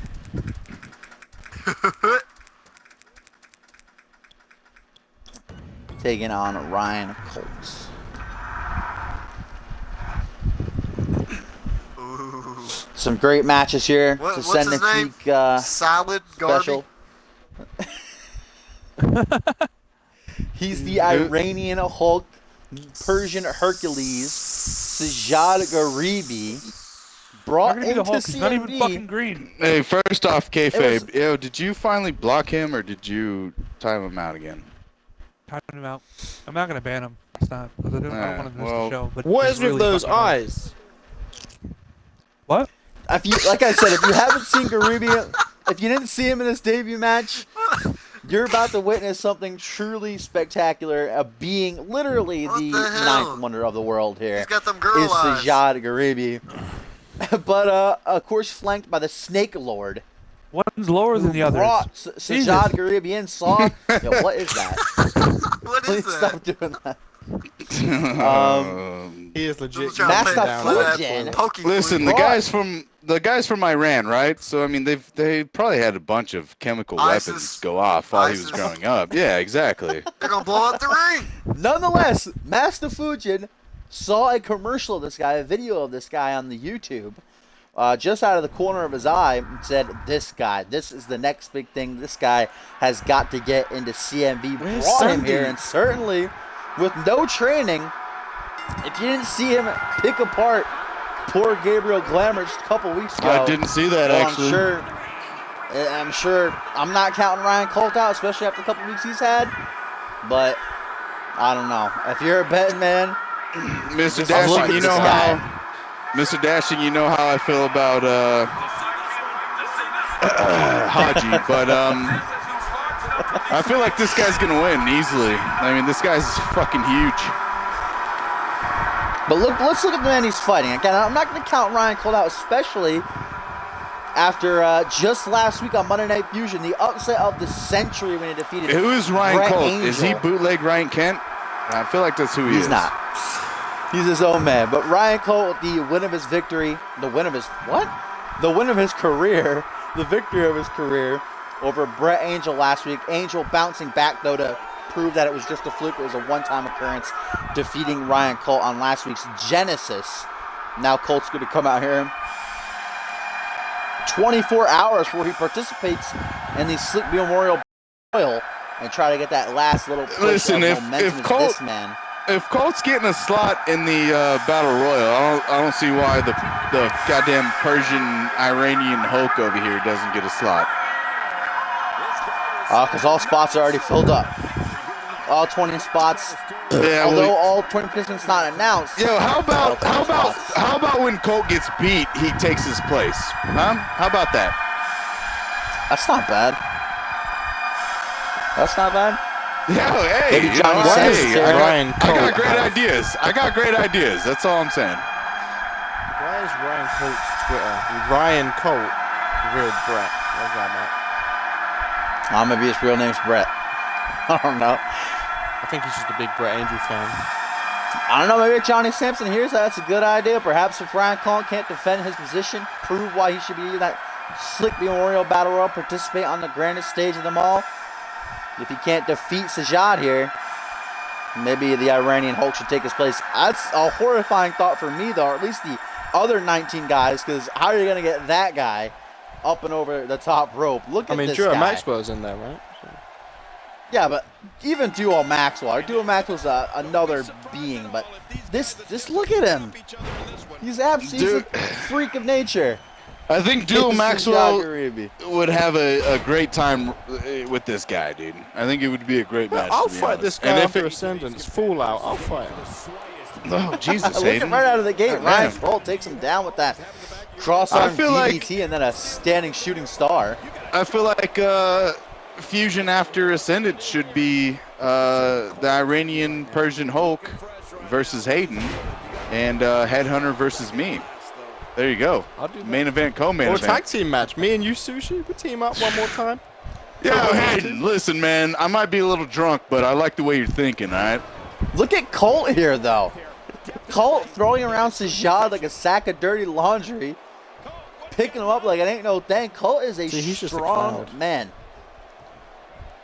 Yeah. Jesus Christ, Colt. He needs to get You tested. got to count the wrestling inexperience, though. Sajad Gariba, like I said, he's literally been in the wrestling business since he debuted a couple of weeks ago. But Ryan Colt just trying to, I guess the strategy is trying to catch Sajad off guard, shock him early on. He's got with his that strength, his quickness. power. If he does beat him, it's going to be with the Does. quickness. But I just Sajad saw Gariba, look at that immediately. Ajad fucking Haji try to go for like a power clothesline and got caught easily. He's got them slow moves. Sajad, his big man moves very slow though, but when he gets Sajad, you that's how you say it. when he gets you in his grasp, it's going to be hard to get out like he is Yeah, right here once, now in the driver's I seat. feel like this I would guy love just to gets. see If he gets a hold of you, Sajad you're done. versus the legend. It's very Son like Sheik. That neck it's cramp. very looking back at someone who's been brought up before during this pre-show panel, Cyborg-esque, who was a slow competitor, but once he got his hands on you, really you were done for immediately. There was Until he just no tapped hope. out inside the elimination Cyborg chamber got to his the hands legendary on. Hollywood hold. I mean, Cyborg would tell you that was a fluke. Cyborg I don't know would if say I every agree with him wrestler's or not. Yo, would he tell us that, Dashing? I believe Mr. Excitement, said something along those lines earlier on. That hacked crossface. breaking kayfabe. I Bitch. feel like Miz, if you remember rightly, just before Over the Limit, called halfway across the ring while in the crossface. So if Miz can do it, why can't Cyborg? I was just trying to make the comparison. Sajad Gariba I'm not going to say he's like the next Cyborg. Yeah, that's right. But Sajad Gariba definitely has characteristics the like of the Yeah, first ever well, King of the Ring winner and former world champion. Mr. Dashing, where the fuck is Cyborg now? Cyborg He is rose to checks, American bitch. justice.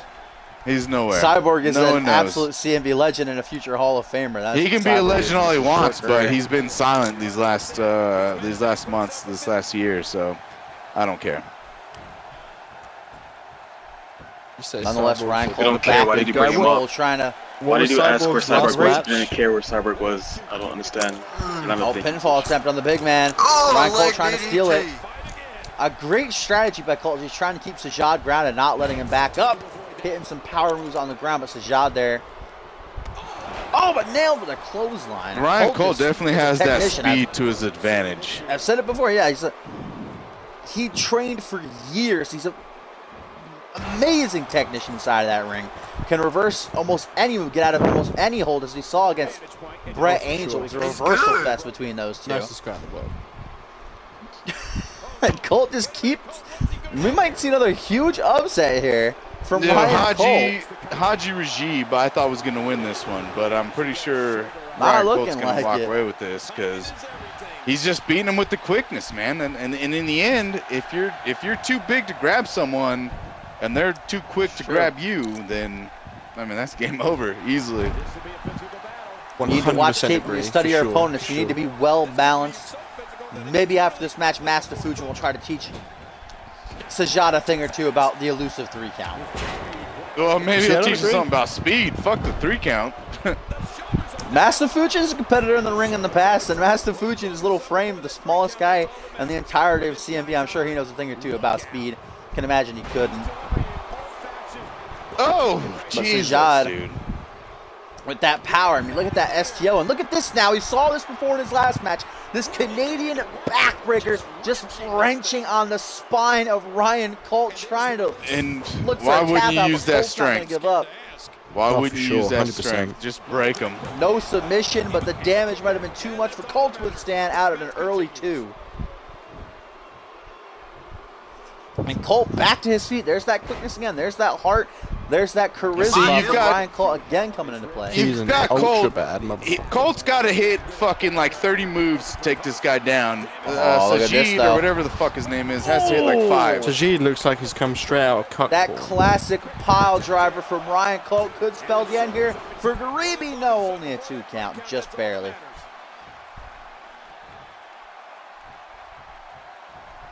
How'd he pick him up like that? We're at an intersection in this match right now. Both men have shared. Oh, what is Colt going for here? Tosses his shot out of the ring. Rebounds off the ropes. Colt. Oh my God! Tornado DDT on the outside of the ring, right in front of the Snake Lord.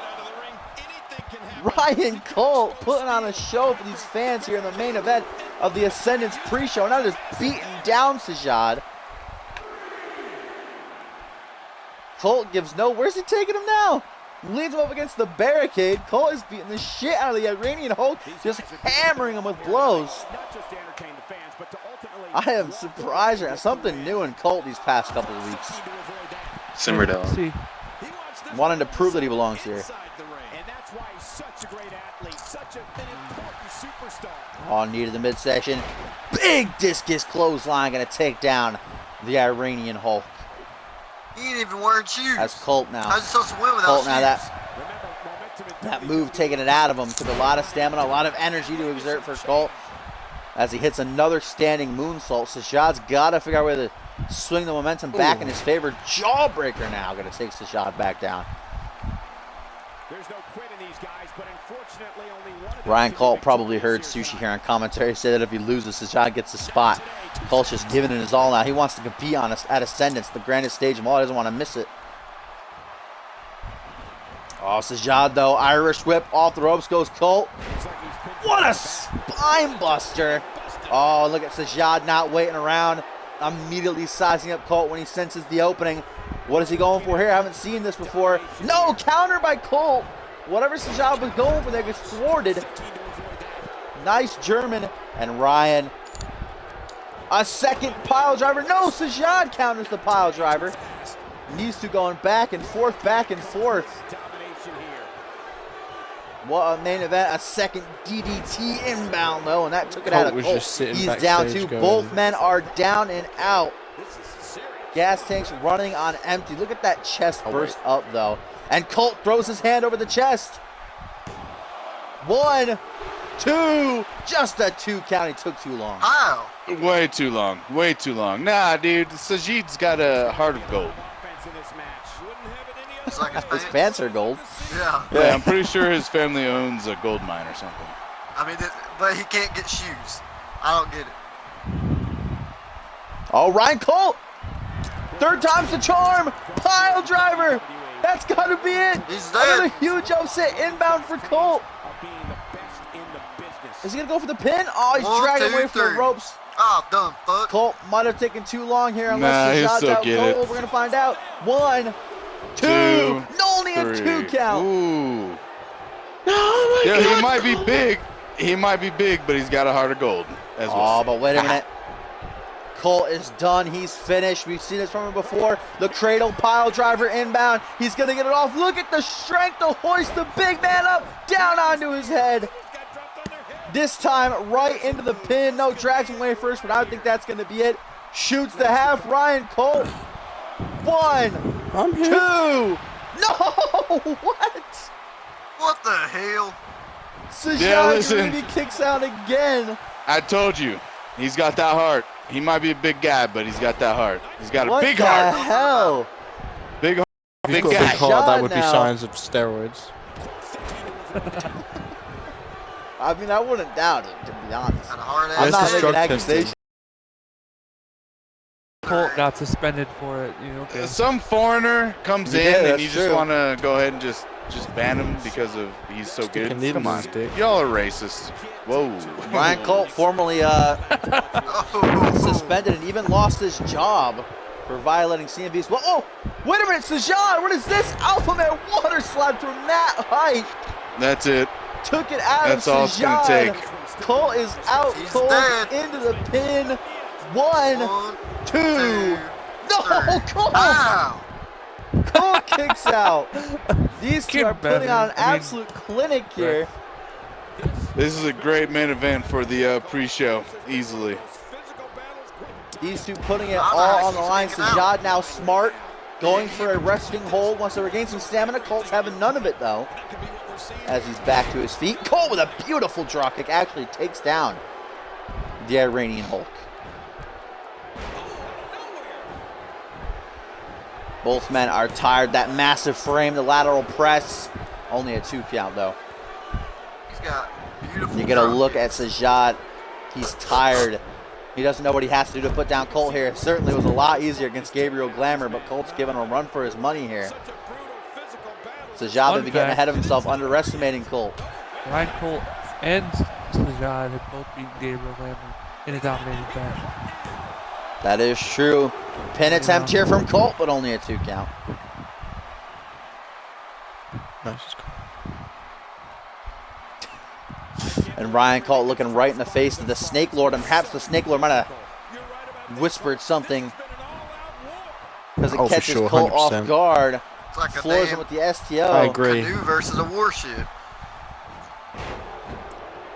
That's a great analogy. One of these guys is going to walk away with the win here tonight. And now it's just been all Sajad these past couple minutes. It's as if Colt's just a lifeless carcass, just being spun around the ring. But Colt showing some life, showing he's still got some fight. I'm immediately put down with a big Samoan drop, though. He's out. Sajad's not content. Colt is out. He's in La La Land. He's napping, but Sajad, he ain't done. Going for that Canadian backer again. A counter by Colt. And Colt, a third pile driver by Colt. A third pile driver. He's going to get it straight into the pin this time. Not playing around. 1, 2, 3. Colt got it. My God. What a match and what a win. Another huge upset for the young Ryan Colt. Yeah, I don't know who Ryan Colt is, but I'm very disappointed in this matchup. He's got Not it just gonna lie. won. Pay attention. Sajad Garibi not able to handle the heart and the speed, especially as Sushi said. The speed, that's what What killed a him. match, though. Very reminiscent of Troy Myers and Pierre Thompson a couple weeks ago, where it took literally everything and then some to put down this guy. But man, he really did want to compete at Ascendance. He knew it was on the line. Ryan Colt, he wants the chance to win it big. The show shows the showcase of immortals. What a win. Iranian sour.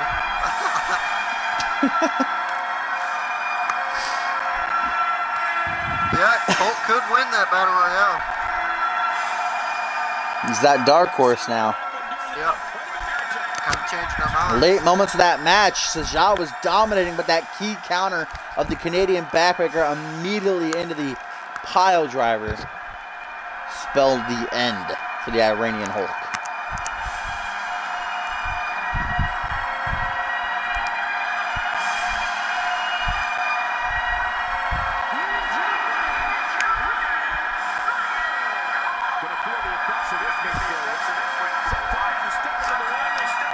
Tomorrow night, the Slick B Memorial Battle Royal, where Ryan Colt shocked the world once again.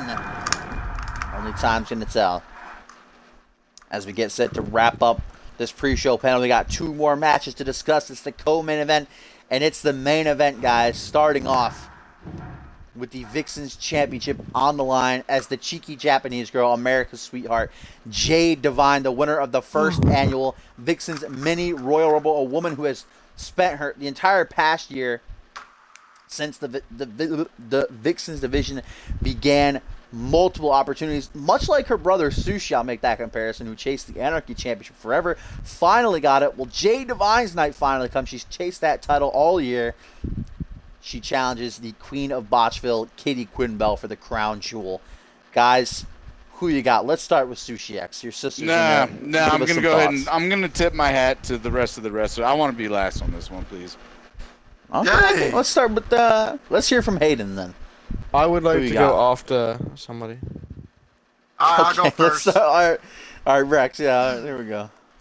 All right, so I'm gonna choose Jade Divine because I think she's cool. She's really good in the ring, and Quinn Bell, she's just annoying. She's cocky, and she hangs out with Ziegler, and I think he just rubs off on her.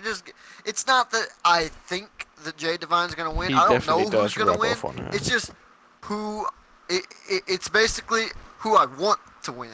Who I want to win is Jade Divine. I don't know who's gonna win because I don't follow both those girls and their careers and shit. But I want Jade Divine to win. That's just because Quinn Bell, fuck her. She's a bitch.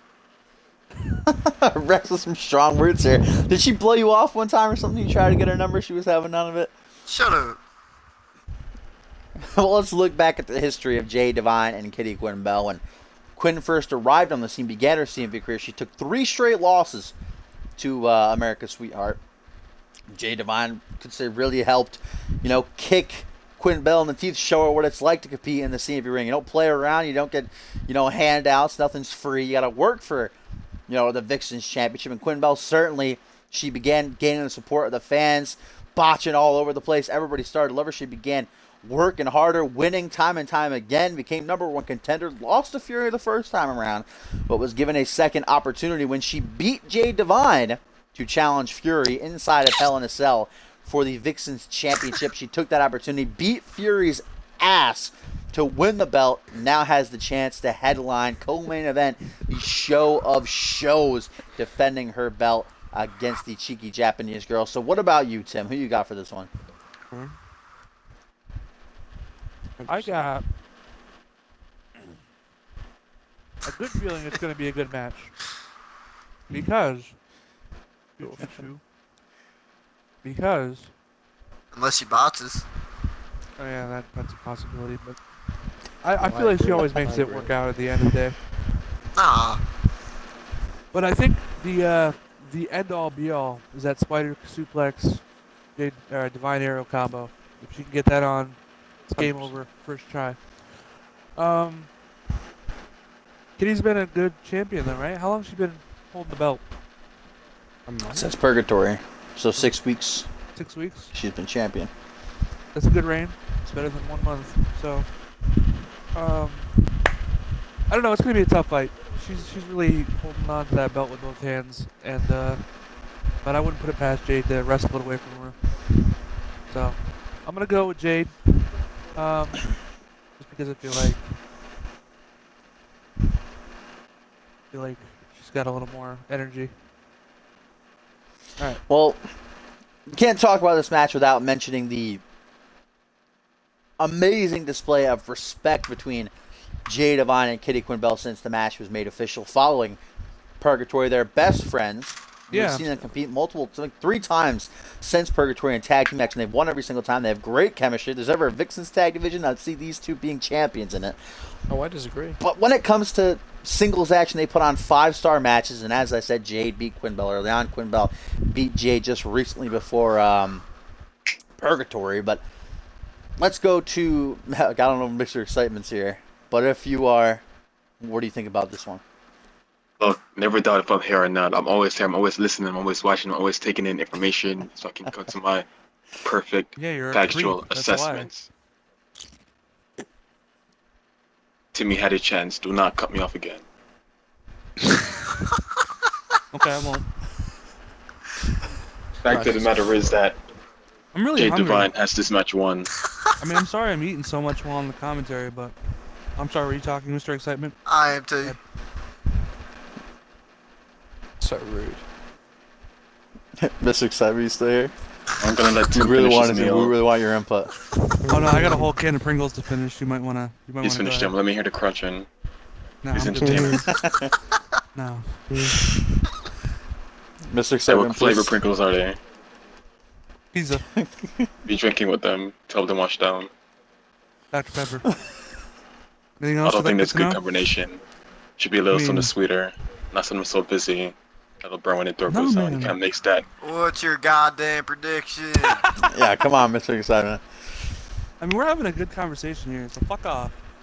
I mean, This I'm is a good guy. prediction, okay? as I was saying, I have Jade Divine down to win this match. Not because I think she's the better wrestler, because I don't. The fact of the matter is that right before this match, Ziggler's gonna get his ass beat by Conor McGregor, and Kitty's gonna be so That's a good distraught. point. She's gonna be so distraught from watching that she's not gonna be in the right emotional state of mind to fight this match.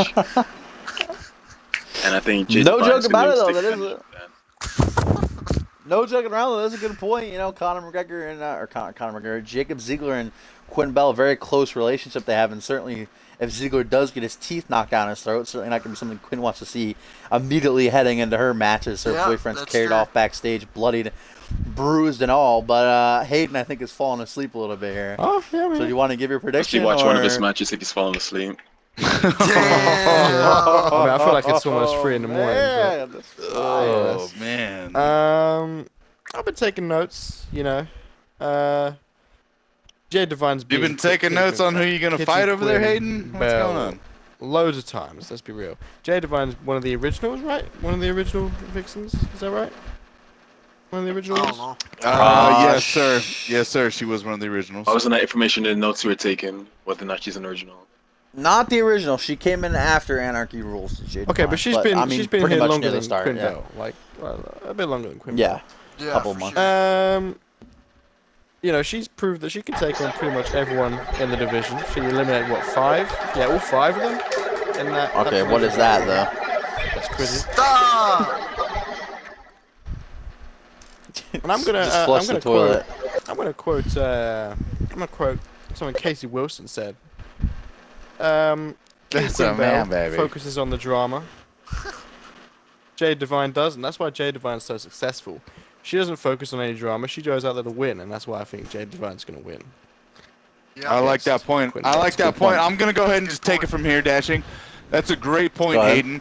I actually did see that, and my sister did see that, and that is exactly why Jade has been on top, because she doesn't focus on anything but the win, but the next match. So she doesn't give her time in the Twitter wars. If you see all these divas, sure. all these wrestlers, they're in their Twitter wars. They focus most of their time on that. No, Jade, she focuses her time on training. She focuses her time on winning.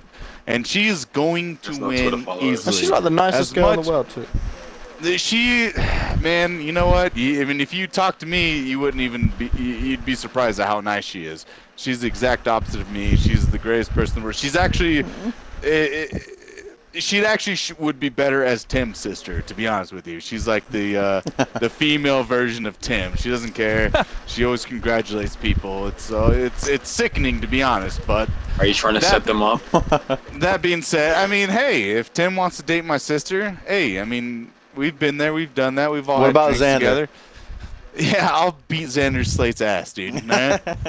Listen, so when it comes down to it, I know that Jade and Kitty Quinn Bell are some of the greatest friends. They're always texting, they're always tweeting back and forth, they're always doing their for sure. Instagram or whatever the fuck they do. But they are good friends. I'm gonna put that to rest. They are good friends. Now that being said, when it comes down to good friends and a great match, friendship doesn't matter. You know what I'm saying? And it might matter if you're a nice person. And I've seen that in Tim's matches where he fights his friends and he lets up a little bit. So I'm hoping Jade doesn't let up just because they're good friends and she's a nice girl. Because I know Cassie Maverick, Kitty Quinn Bell won't let up when she faces my sister. So hopefully she comes out on top. I know she'll come out on top, but hopefully she doesn't pull any punches to her friend. Well, Sushek said it best, and it seems like we got a clean sweep here on the pre-show panel for Jade Divine. A lot of the CMV universe thought the same, but you never know. Will it be the Divine siblings walking out of Ascendance with the Anarchy and Vixens Championship, or the Queen of Botchville, Kitty Quinn Bell, keep her crown jewel and go on to defend it against the actual Queen of the Ring winner, whether that's Casey Wilson or Cassie Maverick? Only time will tell. Jade Divine, Kitty Quinn Bell, Vixens title co-main event. But the main event, guys, the grandest spectacle in sports entertainment, the match that everyone's eyes are going to be on. It's a triple threat, undisputed World Heavyweight Championship collision. The reigning champion Brian Novak defends against the Moo Moo Man, the Milkman, Randy Borton, and the 2018 CMV Royal Rumble winner, Kendall Wolf. It's going to be one for the ages. It's going to be an amazing match. I already know, but only one man can wrap up the show with that brand spanking new World Championship. So, guys, closing out the show, let's hear from Hayden, a former 3-time world champion. Who you see walking out of this one? All right, I mean, with the gold. Firstly, before I get started, for those who think it's not going to be Borton, I got a quote from a fellow Canadian. Yeah, Borton's Canadian, I imagine. And it goes a little something like this. You know, for those who don't think Borton's winning this. Are you crazy in your head, man? GSP, are you crazy? Borton's winning this. Brian Novak, mid-card champion. Yeah, but GSP's garbage. I just want to put that in. Got that lucky win over that? Just Insane. He's beaten Borton before. UFC fighter. But Borton's winning this. Who even knows Kendall Wolf? Kendall Wolf is like, what? Some mid-carder? That seems to be a heavy argument. This isn't the main event of Ascendance. Jade Divine versus Kitty Quimbell is the main event of Ascendance. This is the pre-show for the Fallout. This is the pre-show for the Fallout of Ascendance. No, it's not. Bullshit. I think you're just saying that because you're not in the main event. Yeah, exactly. You fucking. That's why ratings are higher than ever. Butthurt bitch. Yeah. I keep hearing people say Brian Novak's a fluke champion. I have beaten every single person in this main event within the last 2 months. He retained versus Just Insane. He's retained against me. Every Who are you talking about? Novak, the guy that my brother beat on multiple occasions 4 times in a row and then got a title. Come on, that's exactly. Okay, exactly. No. You've got Quantum beating Novak multiple times. You've got me beating Sane. Where is Brian Novak right now? Doesn't matter. He's in the main event of Ascendance. Doesn't matter. He's garbage. Like a doesn't matter. No, doesn't matter. He's does garbage. matter. You guys are so fucking salty you're not in the main event. And Brian Novak has beaten both multiple reasons why we're salty. I mean, River, build me a bridge and get the fuck over it. But I want Hayden said a lot of people have been giving, almost everybody's been getting Kendall crap because he came back after 8 months, entered at number 30. You're gonna say right now. I know what you're gonna it. say. You're gonna say he lost against. I came back. He lost against Randy Borton. He lost against Randy Borton to get Borton into the match back at Purgatory, but he earned his opportunity by winning that Royal Rumble match.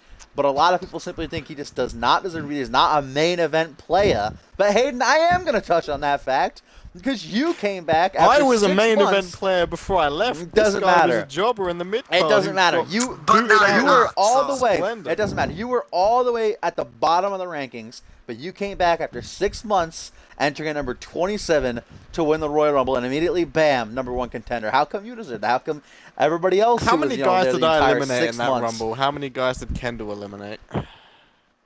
Kendall eliminated about like 3 people. I eliminated 4. Only 3 people.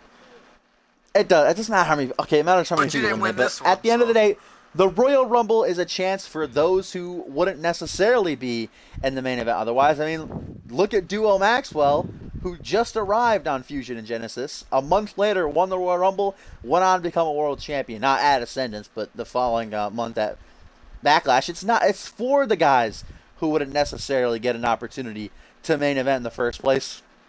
Of course, you can see main eventers like you. For sure, he earned it, but is he main event caliber? Is this a main event caliber match? No, Jade Divine versus Kitty Quimbell should be the main event here. Well, okay, that's Hayden's opinion. Let's go on. Let's hear from Tim LaFave, because Tim, he's fought Randy Borton, knows Randy Borton very well. He's clashed with Kendall Wolf in the past, I believe. I don't think he's ever stepped in the ring against Brian Novak, but Tim, who do you see walking out the win? I gotta put it behind Randy. Maybe it's a little more biased, but personally, I don't feel like Kendall Wolf deserves, and that's a Wolf spelled W-O-O-F, by the way. Yeah, is it Wolf or Wolf? I just want to make sure. Sorry. Okay. Doesn't deserve to be there. He just comes back and just number 30 and wins. Like no. People, even Brian knows that. Who's the hell's Batista? Fuck, shut the fuck up. Who's talking to you? Brian Novak, he grinded to get to where he is. Randy Orton grinded I more like than to grind. anybody. Who doesn't? But you know, Oh, it's black all about dicks. the work ethic. It's all about the work ethic. And I feel like Randy Orton has put in You know more what I wanna do? time than any CMV superstar, bar Hayden, bar Sushi, you know, any of the season Tim's one saying guys. that. You saying that Tim just brought back something I remembered. Randy Orton, you say grinded to get victorious. He won Money in the Bank. He cashed in to become the world champion. I want to shift back to Hayden, who in the past has said that the Money in the Bank is a pathetic way of becoming world champion. Oh, That 100%. it doesn't mean that you're world champion caliber. You said on multiple occasions that For Money sure. in the Bank winners do not deserve. That's true, though. Their I chance. I agree just with want to that. point that out. I Which agree is with exactly that. why What this shouldn't be the happened? main Hey, event. listen. Wow. There's 3 people You in this worked main for the event. briefcase. No, listen to this. What Listen, happened? if you listen, He cashed in. if you don't, He lost it give the it to next me. month. I'll right? take it. So I agree with Hayden that the Money in the Bank is a cheap way to become I don't care a what you champion. agree on, Tim. I'll take. Yo, if you don't want the case, hey Tim, you win it one day and then give it to me, bro. I'll cash it. I know on if I ever won it and cashed it in, I would have lost it the next month. That's how it happens for everybody. So Yeah, it. I Doesn't matter, agree Tim. that You're the Money in not the I'll take Bank. it off your hands. It's not about confidence. It's That's about not true. Yes, it is. Dave Turner cashed in on me, lost it the very next, 3 weeks later? my Well, point that's is. actually true. Every single Money in the Bank winner hasn't had a reign last longer than a month. That's actually true. I just realized. Okay, But- my point. Randy But what Orton, happened? I What think- happened Xander after he Slates cashed was that? longer than a He month. fought Voodoo and he won that championship fair and fucking square. And now he had That a. is How long true. was his reign after Voodoo? How long was his reign? Hey, 2 Tim. months. He retained 2 against months. you, and then he lost at Absolution. Tim, put some respect on Voodoo's name when you say it, please. I'm sorry, Voodoo. He was an ex-gym That- member. All right. Ex-gen, rest in peace. So yeah, but he proved after even the Money in the Bank, which I do agree is a cheap way to become a champion. He proved that against all odds, quote unquote, he definitely could beat the best, who was Voodoo at the time, and take that belt from him. So he earned I his feel spot like- in this main event. So hang on, before you start, did he Sushi, I beat know- all odds? Because I feel like he got dropped from the company after the fight. So did he beat all odds, or did he beat the odds for the company? You know what I'm saying? Hey, just saying. I want to I bring feel up like that it was a session. great match. I and just he was brought up the getting Money in the Bank stomped. thing to target Hayden. I don't actually believe that, because you say it's not a deserving way of becoming champion, but you qualify for Money in the Bank. You beat 5 other guys in a brutal ladder match. You earn that contract. Royal Rumble, you're in there with over 29 other Kendall guys. Wolf was not in there You with gotta over throw 29 over the other top. guys. He was You in there have for to 3 earn minutes. that opportunity. Even with that, Excuse me? it's a Fish? shortcut. It's a shortcut. It really is. It's a ladder to get where you need to be faster. Whereas, and like I said, I feel like even after Randy won that belt, or won the briefcase, he still has had an extensive career where there's ups, downs, and I feel like he earned that shot, and he should have had it earlier in that Money in the Bank match. But like, he's an exception when it comes to that Money in the Bank match, because he had worked hard for a long time before that. I'm talking about a situation like Kendall Wolf, who's been out of the game for how long, and he just comes back at one pay-per-view and then takes it all. Like, what the? And why did what Kendall right? Wolf leave? I don't even know. I think he left at the end After of the season third 2. annual sentence, Levi He's Marta left. injured him. He was out on injury for 8 months. I'm sure it He's was an injured. injury. Yeah, right. My point is, and I didn't mean to get off track, but I feel like Borton's gonna win. He deserves it. He's earned it. I want to see him be a 3-time world undisputed champion. So yeah. All right, well, let's shift to Rex Carter. What do you got to say about this, Hillbilly? Well, I mean, you guys are talking about Kendall Wolf taking shortcuts, you know, doing the being number 30, being in there for 3 minutes and winning, automatically, you know, establishing his spot in the triple threat. Then you're talking about Randy Orton taking a shortcut, getting the Money in the Bank. But what about Brian Novak? He Brian was Novak what, champion was- for what, 10 months, 9 months 11. in NXT, 11 months in NXT. He got up and he earned his No one cares. singles matches. Well, no, Well, obviously he- everyone, because he's the champion and you're not. His only Hey, singles he's win in the in main the event first right 8 now. matches was So, against Conor McCollum. so I should go back to a fucking. I should go back to a show that does that builds up fucking wrestlers and get a fucking No, you can belt, look at where and he is then I right can, now. and then I can be a belt Look where he now. is Yeah, right now. exactly. He came here Yeah, and won the it. only- He came, The only reason why he got the title shot is because he was a fucking huge phenomenon on NXT, and then Because No, they're he like, earned oh his my championship God. He opportunity. earned Oh it. my He was God, yeah, SmackDown because he was But winning. he was given the push though, It's man. called Are you, working get the for fuck it. A outta push here. because you worked Working for it. for it. Yeah, okay. You're probably like, well, like I he was beat him, like but it one of wasn't I the a mean, he title match, worked. so it doesn't He worked count. for over 2 years on Unmatched and Intensity. Yeah. Then came up, worked harder for months. Then got the world title shot. Earned Please. it, took the opportunity. Unmatched Won the Intensity. championship. Yeah. I can work I for mean- 2 years and have all the belts. Get the fuck out of here. But you don't, so and he's No, the world Is that because who I you're going don't- for, earned Rex? it. You At I the saying end don't wanna of the go day, down. Brian Novak earned it, and I think he's gonna earn it again when he wins the triple threat. I got Brian Novak. Borton Alright, well, is let's the go best to- of three evils here. Let's be real. Let's go to Mr. Excitement. Who you got for this one? I'm happy that you decided you want some logic and some actual facts for this analysis, for this main event match. Because see, the fact is, Pre-show match. and the Wolf.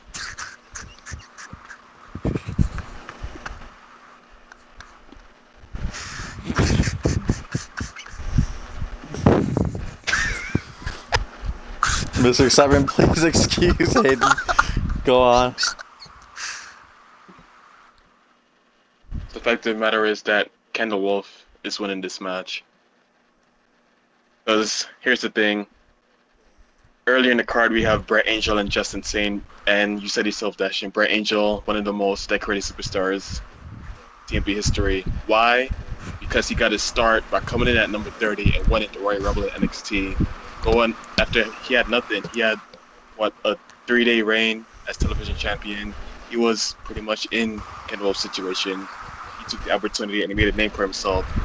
Now, granted, did lose the title in like a week, but then he came 3 back, days. he fought harder, and he won it again.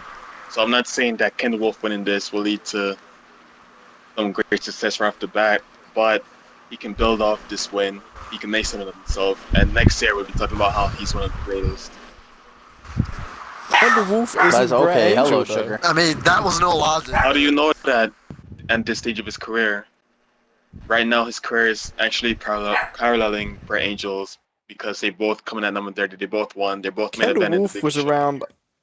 He's been around for a while. Brett Angel, that was what his like sixth. No, month but Brett in the Angel is company? making the point. I mean, Kendall, it's literally the same, really, because Kendall Wolf is a former 2-time international champion. Okay, the reigns weren't long, but Brett Angel's our Mr. Excitement saying, okay, Brett Angel was what, television champion? Yeah, he was there. What was he doing? He was a medium player, sure. Wins Rumble, bam. Look at him now. I mean, I wouldn't say he was a Kendall medium Wolf- player. he was television champion. That's not Yeah, exactly but main event if you status look at his there. Mid-Carter. record Mid-Carter. before he won that Royal Rumble, he had lost like 3 or 4 matches in like 7 months. He was a favorite for sure. You can make the argument that the competition is a lot harder on Genesis and Fusion. Well, that can't be the same for NXT back in the day. You have people like Son of Sheik running around. Oh. Greatest NXT champion of all time. I mean, I feel Right? like Yes. Brett Angel was the greatest champion of all time. Well, let's get to Talking our about before he won the title. final. I mean, Let's Eric get Matthews to our was the final best. pre-show Or guest Justin here, Sane, Sushi actually. X. Give us your breakdown of this Aw. match. All right. First off, man. 100%. All right. So Kendall Wolf, what'd he do? Again, I'm gonna go off whatever everyone else is saying, man. He won a fucking Royal Rumble. Cool, man. Cool beans, bro. You won a fucking Royal Rumble. You were out of the fucking business for a while. You come back as number fucking 30 and win a Royal Rumble. Cool, man. Does that mean you deserve a fucking title shot? You literally fought no one. You didn't do anything. So what happened when Kendall Wolf came down and he was like, "Oh, I'm gonna do an open challenge," and I jokingly was like, "Yeah, dude, I'll fucking challenge you." As a joke, I challenged him, and guess what the fuck happened? Beat him. Too easy. So why is he main eventing again in the biggest show? I beat him. I beat Borton.